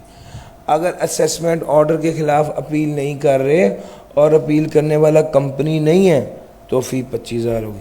कब तक अपील दायर करनी है? असेसमेंट जब डिमांड नोटिस दिया गया उसके 30 दिन के अंदर अंदर, जब डिमांड नोटिस दिया गया है उसके 30 दिन के अंदर अंदर। सर जी अगर पैसे मांगने हो तो डिमांड नोटिस देते हैं, उसके अलावा ऑर्डर देते हैं, ऑर्डर के 30 दिन के अंदर अंदर या डिमांड नोटिस के 30 दिन के अंदर अंदर। दरख्वास्त दायर कैसे करनी है ये बता दिया, दरख्वास्त दायर कर दी। अब फैसला कैसे होगा? सर समाअत होगी, केस लगेगा, बुलाया जाएगा एप्लेंट और कमिश्नर को, उनको नोटिस दिया जाएगा कि समाअत है आ जाओ, वो आ जाएंगे, उनके सामने बात होगी। टैक्स याद रखना, आप अपील सिर्फ तभी दायर कर सकते हैं जब पहले जो लायबिलिटी थी टैक्स की उसको पे कर दिया। यानी जो लायबिलिटी अमेंडेड असेसमेंट में उसने कहा है जी 1,50,000 है, आपने कहा था 1,00,000 है, अमेंडेड असेसमेंट में उसने कहा है 1,50,000 है, आपने इसके खिलाफ अपील की और आप कह रहे हैं नहीं भाई 1,20,000 बनता है। सर ये अपील तो बाद में होगी, पहले आपको ये वाले पैसे जमा कराने पड़ेंगे। भाई पहले पैसे जमा कराएंगे तो फिर अपील करेंगे। हाँ अगर आप दरख्वास्त दे दें कमिश्नर को और उसे कहें भी मुझे तो अपना घर बेचना पड़ जाएगा, मेरे लिए अनड्यू हार्डशिप हो जाएगी, मैं नहीं जमा करा सकता, अगर इस तरह का सीन हो जाए तो फिर कमिश्नर अपील के पास पावर है कि वो क्या कर देगा? स्टे ऑर्डर दे देगा, रोक देगा। किसको? टैक्स रिकवरी वालों को। कितने दिनों के लिए? 30 दिनों के लिए। तो भाई टैक्स रिकवरी वालों को स्टे ऑर्डर दे देगा 30 दिनों के लिए। कमिश्नर अपील मीटिंग को एडजर्न भी कर सकता है। एडजर्न का क्या मतलब होता है? मुलतवी भी कर सकता है। कमिश्नर अपील ने अभी समाज शुरू नहीं हुई थी कि टैक्स पेयर आ गया और कहता है एक और वजह भी है, अगर इस अपील, ये जो अपील मैंने दायर की है, एक और वजह भी है मेरे पास अपील दायर करने की, तो वो कमिश्नर अपील कहेगा कि अभी ले आओ। कमिश्नर अपील सबसे पहला बंदा है ना जिसके पास आप अपील दायर करने के लिए गए हैं। आपने उसको कहा भी एक और ग्राउंड भी अपील दायर करने की, अगर समाअत अभी शुरू नहीं हुई तो कमिश्नर अपील उसको इजाज़त दे देगा कि वो वाली वजह भी इस केस के अंदर ही शामिल ही कर दो ताकि एक ही बार केस का फैसला हो जाए। तो वो कहता है अगर न्यू ग्राउंड्स हैं और वो समाअत शुरू होने से पहले आप पेश कर देते हैं कमिश्नर अपील को, और कमिश्नर अपील को पता है कि ये इसने जान के नहीं किया, तो कमिश्नर अपील इजाज़त दे देगा। कमिश्नर अपील फैसला सुनाने से पहले जो कवायद चाहे वो भी मंगवा सकता है और कमिश्नर से इंक्वायरी भी कर सकता है, और कमिश्नर अपील कोई कवायद, कोई डॉक्यूमेंट एक्सेप्ट नहीं करेगा जो उसे बाद में दिए जाए। सर जाली डॉक्यूमेंट बन जाते हैं ना। कमिश्नर अपील कहता है नहीं, तुमने जो कमिश्नर को डॉक्यूमेंट जमा कराए थे मैं उनको वैलिड मानता हूँ।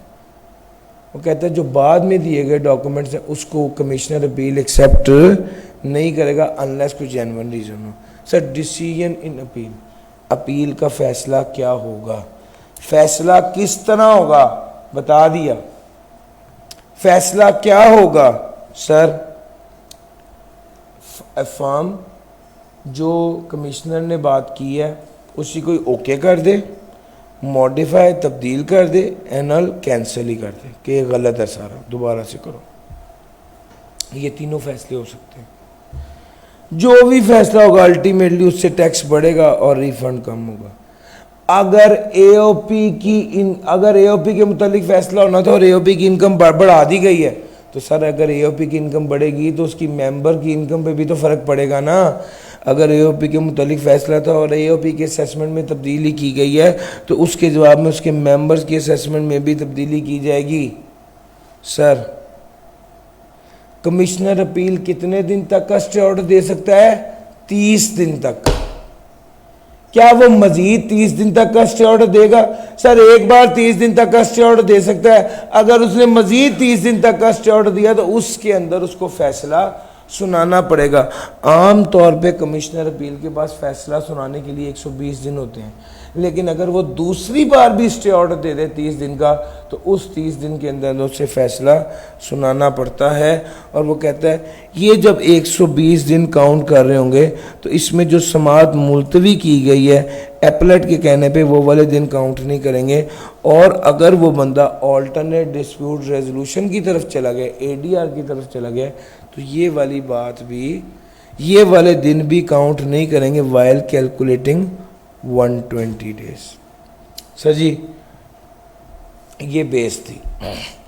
अगर ये आपको समझ आ गई, अब बात आगे आसान है, क्योंकि ये अब रिपीट होनी है सारी बातें। किस तरह दरख्वास्त दायर करनी है, कितने, मोटी मोटी बात, किस तरह दरख्वास्त दायर करनी है, कितने दिन के अंदर दरख्वास्त दायर करनी है, स्टे ऑर्डर मिलेगा या नहीं मिलेगा, फैसला क्या सुनाया जाएगा, कैसे सुनाया जाएगा, और एओपी में ऑर्डर में अगर तब्दीली आ जाए तो फिर एओपी की असेसमेंट अमेंड हो जाए तो फिर क्या होगा, फैसला कितने दिनों के अंदर अंदर सुनाना है। ये 8 सवाल हैं, ये हर एरिया के आपको याद करने, गेम सीधी है, तो ये मुश्किल नहीं है, तरतीब से चीज़ों को लेके चलेंगे तो फिर होगा। सर एपलेट ट्रिब्यूनल क्या है? असल में हुआ ये, टैक्स पेयर ने अपील दायर की कमिश्नर अपील को, कमिश्नर अपील ने फैसला किया तो टैक्स पेयर ने कहा ये तो कमिश्नर का ही बेटी भाई है तो दोनों एफबीआर गई ना, तो उसने उसकी साइड ही लेनी थी। ऐसा भी होता है, कमिश्नर के खिलाफ फैसला आ गया तो कमिश्नर ने कह दिया कि ये तो मुझसे पहले 3 साल से वैसे ही लड़ा हुआ है। पहली बार अपील हमेशा टैक्स पेयर करेगा, लेकिन उसके आगे की अपील टैक्स पेयर भी कर सकता है और कमिश्नर भी कर सकता है। अगर कमिश्नर को कमिश्नर अपील का फैसला पसंद नहीं आया तो वो ऊपर अपील कर देगा एपलेट ट्रिब्यूनल को।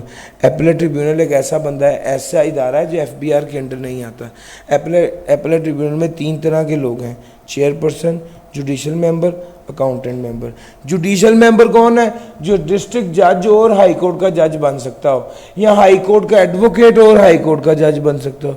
अकाउंटेंट मेंबर कौन हो सकता है? चीफ कमिश्नर हो, या 3 साल के तजर्बे वाला कमिश्नर हो, या कमिश्नर अपील हो, या 10 साल के तजर्बे वाला चार्टर्ड अकाउंटेंट हो, वो अकाउंटेंट मेंबर होगा। सर चेयरपर्सन किसको सिलेक्ट किया जाएगा? फेडरल गवर्नमेंट सेलेक्ट करेगी। नॉर्मली ये जुडिशियल मेंबर में से होता है। सर एपलेट ट्रिब्यूनल की पावर कौन एक्सरसाइज करेगा? चेयरपर्सन करेगा। सर जी जिस तरह हम कहते हैं आई कैप में क्लास हो रही है, तो आई कैप में क्लास हो रही होती है, या आई कैप में लेक्चर हो रहा है, तो आई कैप में लेक्चर हो रहा होता है, या क्लास में लेक्चर हो रहा होता है, क्लास में लेक्चर हो रहा होता है। बिल्कुल इसी तरह ही हम कहते हैं एपलेट ट्रिब्यूनल फैसला कर रही है। एपलेट ट्रिब्यूनल के अंदर बेंचेस हैं, फिजिकली बेंच नहीं, उसको बेंच का नाम दिया गया है, वो जगह है, वहां पर फैसले होते हैं। सर समझ आ रही है? तो जिस तरह हम कहते हैं आई कैप में लेक्चर है, तो आई कैप से मुराद है कि उसकी क्लास में लेक्चर है। इस तरह एपलेट ट्रिब्यूनल फैसला करी, तो एपलेट ट्रिब्यूनल किसके थ्रू फैसला करती है? बेंचेस होते हैं जहाँ पर फैसले होते हैं। बेंच में कम से कम 2 मेंबर होते हैं, और आम तौर पे वो कहते हैं एक अकाउंटिंग और एक जुडिशियल मेंबर होना चाहिए, यानी एक अकाउंटिंग और एक जुडिशियल होना चाहिए। ऐसा हो सकता है कि 2 अकाउंटिंग और 1 जुडिशियल हो, और ऐसा भी हो सकता है कि 2 जुडिशियल और 1 अकाउंटिंग मेंबर हो, लेकिन ऐसा नहीं हो सकता कि 1 अकाउंटिंग और 3 जुडिशियल मेंबर हो। वो कहता है एक बराबर होने चाहिए। एक का फर्क हो सकता है, एक का डिफरेंस हो सकता है, एक से ज़्यादा का डिफरेंस नहीं हो सकता। बाज़ों का तो चेयरपर्सन सिंगल मेंबर बेंच ही बना देते हैं, ख़ास तौर पे तब जब केस छोटे हों, 1 मिलियन तक के हों। अगर मेंबर्स के दरमियान में इख्तलाफ आ गया है तो जो मेजॉरिटी कहेगी उसका फैसला माना जाएगा। सर एपलेट ट्रिब्यूनल क्या होती है ये तो बता दिया। दरख्वास्त किसको देनी है? एपलेट ट्रिब्यूनल को। कब? वो जो फैसला किया ना कमिश्नर अपील ने, उसके फैसले के 60 दिन के अंदर अंदर। किस तरह? फॉर्म फिल करेंगे, वेरीफाई अटेस्ट कराएंगे और रीज़न लिखेंगे और फीस जमा कराएंगे। फीस कितनी है? 5,000 रुपये कंपनी केस में, बाकी केसेस में 2500। सर बंदा फिर आ गया, कहता मेरे पास तो पैसे कोई नहीं है, स्टे ऑर्डर होगा? हाँ जी होगा। कितने दिन के लिए स्टे ऑर्डर दिया जाएगा? टैक्स रिकवरी वालों को कितने दिन के लिए रोका जाएगा? 180 दिन के लिए। और इस 180 दिन के अंदर अंदर उसने फैसला सुनाना होगा एपलेट ट्रिब्यूनल में। ये जब 180 दिन काउंट कर रहे होंगे तो अगर हाई कोर्ट ने स्टे ऑर्डर दिया हुआ है तो वो वाले दिन काउंट नहीं होंगे वाइल कैलकुलेटिंग 180 डेज। सर फैसला किस तरह सुनाया जाएगा? एपलेट ट्रिब्यूनल केस का फैसला सुनाने से पहले पर्टिकुलर सुनाएगी, कमिश्नर से मशवरा करेगी। अगर एपलेट ट्रिब्यूनल फैसला सुनाने से किसी डॉक्यूमेंट की ज़रूरत पड़ी या किसी पार्टी के एंड पर कोई डिफ़ॉल्ट था तो वो बेस्ट जजमेंट असेसमेंट की बेस पर फैसला सुनाएगी। 180 दिन का स्टे ऑर्डर है, 180 दिन के अंदर अंदर फैसला सुनाया जाएगा। फैसला क्या होगा? अफर्म, मॉडिफाई, यार यही पहले भी पढ़ाया है, या सेम कमिश्नर वाला, या तब्दीली, या कैंसिल। यहाँ पर भी वही है, बस गौर करना। अगर असेसमेंट ऑर्डर से रिलेटेड है तो उसने लफ्ज़ मॉडिफाई इस्तेमाल किया है, अगर अदर देन असेसमेंट है तो उसने लफ्ज़ वेरी इस्तेमाल किया। The tribunal can only increase an assessment और decrease refund after opportunity of showing cause is provided to tax payer. Tribunal assessment, sir ultimately इस फैसले से भी क्या होगा? टैक्स बढ़ेगा, रिफंड कम ही होगा। अल्टीमेटली मैंने इसकी लॉजिक और रीज़न आपको बता दिए। Sir disposal of appeal by the appellate tribunal. Appellate tribunal फैसला जो भी सुना रही है, अगर वो फैसला एओपी की, उस फैसले की वजह से एओपी की असेसमेंट में तब्दीली आई है तो एओपी की असेसमेंट तब्दील हो जाएगी, तो इसकी वजह से फिर मेंबर्स की असेसमेंट भी तब्दील हो जाएगी। तो वो यही बात कहता है कि अगर फैसला एओपी से मुतल्लिक था और एओपी की असेसमेंट अमेंड हो गई तो इसके नतीजे में मेंबर्स की असेसमेंट भी अमेंड हो जाएगी। एपलेट ट्रिब्यूनल जो भी फैसला होगा वो टैक्स पेयर और कमिश्नर को सुना देगी। अगर वो फैसला facts, if the matter relates to question of fact, तो appellate tribunal is the final authority. अगर matter relates to question of fact तो appellate tribunal is the final authority. If matter relates to question of law तो बात आगे जाएगी। आगे किधर? High court के पास जा सकती है। हाई कोर्ट को दरख्वास्त दे सकते हैं? हाँ जी, अगर आप एपलेट ट्रिब्यूनल के फैसले से राजी नहीं तो हाई कोर्ट में दरख्वास्त देंगे। कब? एपलेट ट्रिब्यूनल के फैसले के 90 दिन के अंदर अंदर। क्या लिखेंगे? अपना फी जमा कराएंगे 100 रुपये की और बताएंगे भाईजान ये क्वेश्चन ऑफ लॉ है। हाई कोर्ट वाले सबसे ज़्यादा जोर इस बात पे देंगे, नहीं पहले दिखाओ वाकई क्वेश्चन ऑफ लॉ है। चूँकि अगर क्वेश्चन ऑफ लॉ ना हो तो वहीं से फ़र्क, वो उसको इंदराज ही नहीं करते। हाई कोर्ट वाले उस केस को एक्सेप्ट ही नहीं करते। फैक्ट देखेंगे और ये देखेंगे ये क्वेश्चन ऑफ लॉ है और ये देखेंगे कि एपलेट ट्रिब्यूनल ने क्या फैसला सुनाया है। ये सारी बात देखने के बाद अब केस लग जाएगा। इस केस में कौन होगा? क्वेश्चन ऑफ लॉ अराइज हो रही है, यानी ये देखने के बाद केस है, या केस में कौन होगा? 2 हाई कोर्ट के जज होंगे और ये फैसला सुनाएंगे और ये जजमेंट देंगे। ये वाली जजमेंट की कॉपी जो है वो एपलेट ट्रिब्यूनल को भी भेजी जाएगी आइंदा उनकी रहनुमाई के लिए। रेफरेंस, अच्छा जी, यहाँ पर भी क्या टैक्स रिकवरी से स्टे ऑर्डर का सीन है? बिल्कुल है। यहाँ पर भी रिकवरी ऑफ टैक्स जो है उसको रोका जा सकता है और ये 6 माह के लिए टैक्स रिकवरी से स्टे ऑर्डर लिया जाएगा। अब यहाँ पर एक बात है छोटी सी, हाई कोर्ट ने फैसला सुनाया और अगर उस बंदे का रिफंड निकला, सर जी मैंने क्या कहा था, 1,00,000 रुपए की टैक्स लायबिलिटी थी, टैक्स वालों ने कहा 1.5 लाख बनता है, मैंने कहा नहीं 120 बनता है। अब मैंने अपील दायर करनी थी तो मैंने क्या कर दिया, 1.5 लाख जमा कराया। हाई कोर्ट ने कहा नहीं 1,20,000 ही बनता है, 30,000 रुपया क्या कर दो, रिफंड कर दो। अब क्या इस ये बंदा 1.5 लाख, अब हाई कोर्ट से 1.5 लाख रिफंड होगा? नहीं। हाई कोर्ट वाले कमिश्नर को कहेंगे कि आपने सुप्रीम कोर्ट जाना है, अगर सुप्रीम कोर्ट जाना है तो एक बार जब सुप्रीम कोर्ट से फैसला आएगा तभी रिफंड करना। सर जी मेरी बात समझ आ रही है? कमिश्नर अप्लाई करेगा हाई कोर्ट को 30 दिन के अंदर अंदर कि मैंने सुप्रीम कोर्ट जाना है और रिफंड ना किया जाए, फिर ये वाला 30,000 रिफंड नहीं किया जाएगा। सर मैंने अब तक आपको एक स्केच बताया, 8 से 9 बातें हर एरिया में, उसको कवर करना है। किस तरह दरख्वास्त दायर करनी है, कितने दिन के अंदर अंदर करनी है, कैसे फैसला सुनाया जाएगा दरख्वास्त का, और कितने दिन के अंदर फैसला सुनाया जाएगा, स्टे ऑर्डर का क्या बात होगी, एओपी के वजह से फैसला हुआ तो यार आप गौर कर रहे हैं कि ये 8 बातें ही हैं, ये इसको इस तरतीब में ये 8 पॉइंट बनाकर उसको याद कर लेंगे तो ये 8 मिनट में रिवाइज हो जाएगा। वगरना ये वो चैप्टर है जो बच्चे आखिरी 2 हफ्ता भी रहता हो तो कहते हैं भाई ये चैप्टर नहीं अब हमसे तैयार होना, हम इसे छोड़ देते हैं। तो मैंने एक तरतीब से इसको ड्राफ्ट किया और लिखा और समझाया कि आप उस तरतीब से इसको करें। ये एक तरतीब चल रही है, कमिश्नर अपील, फिर अपीलेट ट्रिब्यूनल, फिर हाई कोर्ट। ये बात समझ आ गई। अब ना एक बंदा जो है वो उसका केस बड़ा है और वो तंग आ गया। एक स्टोरी आपको सुनाने लगा हूँ जिससे आपको बात समझ आएगी और इंशाल्लाह हमारा लास्ट एरिया कवर होगा। वो 2 भाइयों के दरमियान लड़ाई हो गई,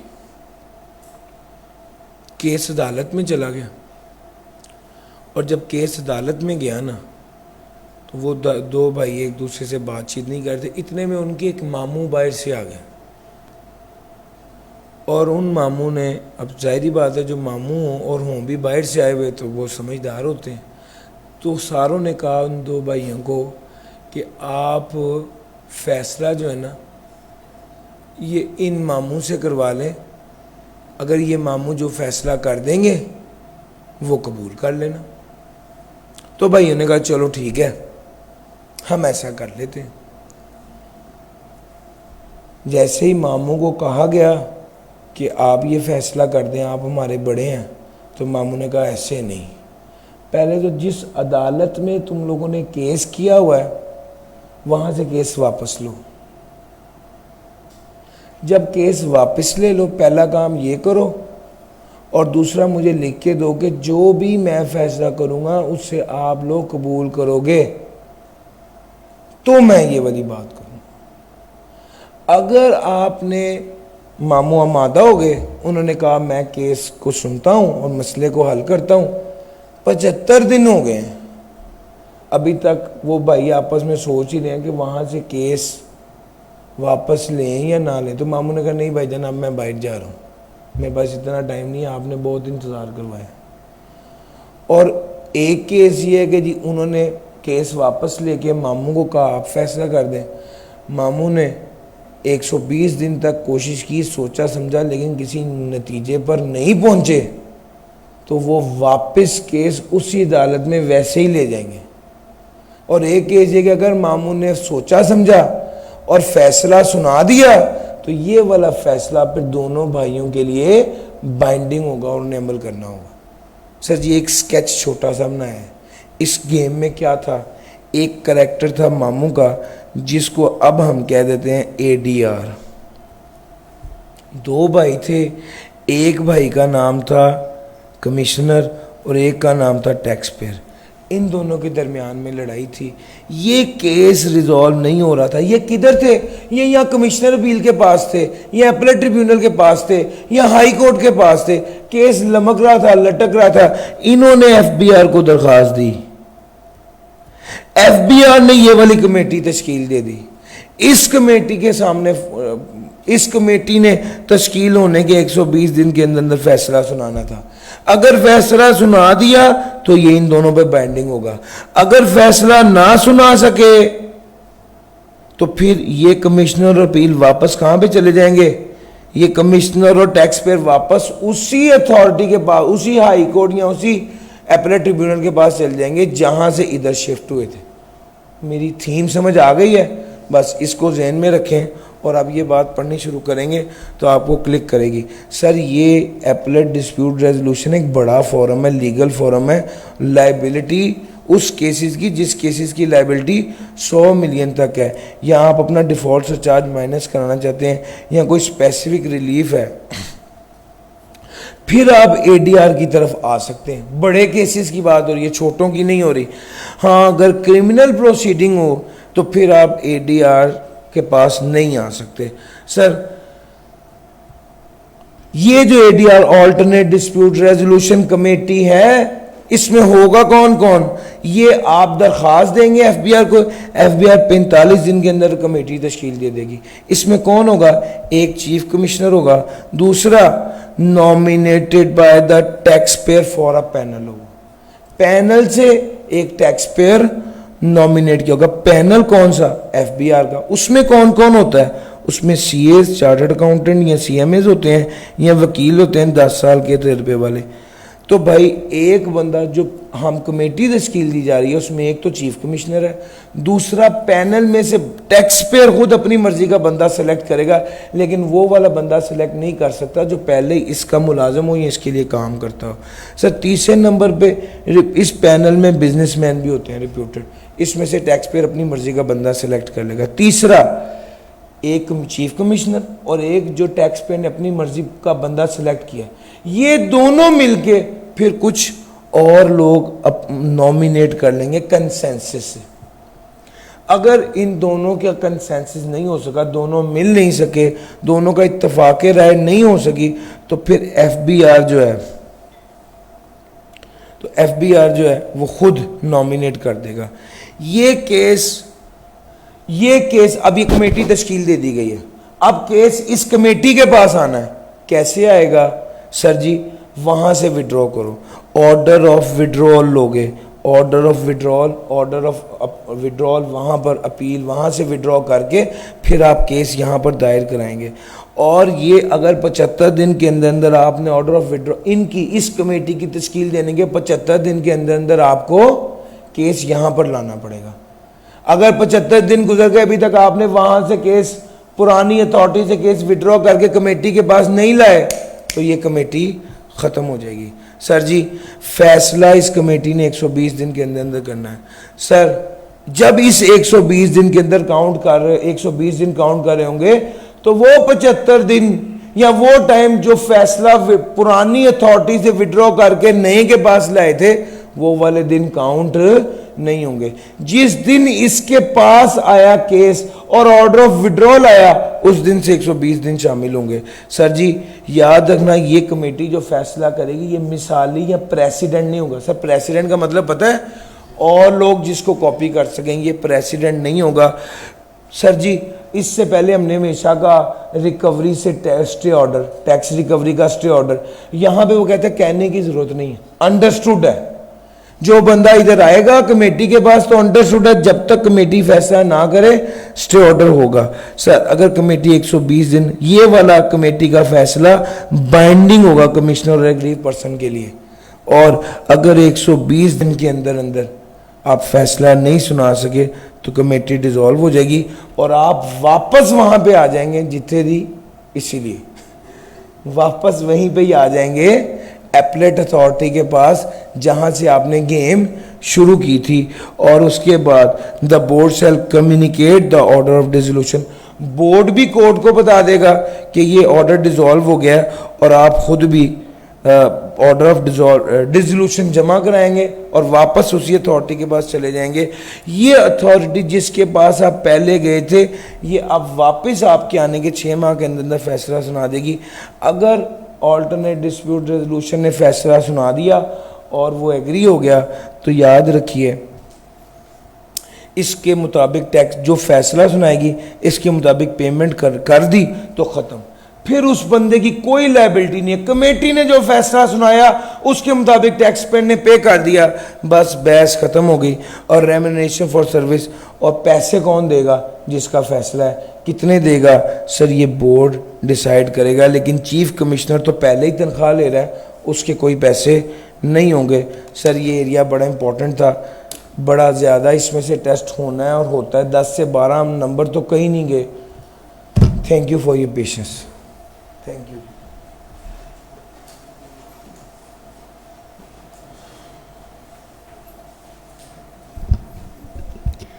Dear students, we have completed the 4th or 5th exam focused revision sessions of CAF2 text practices. The material being used today would be shared using a link under the video of this session on Facebook page, which is icap.ca students. For his devotion and dedication, please give sir a big round of applause.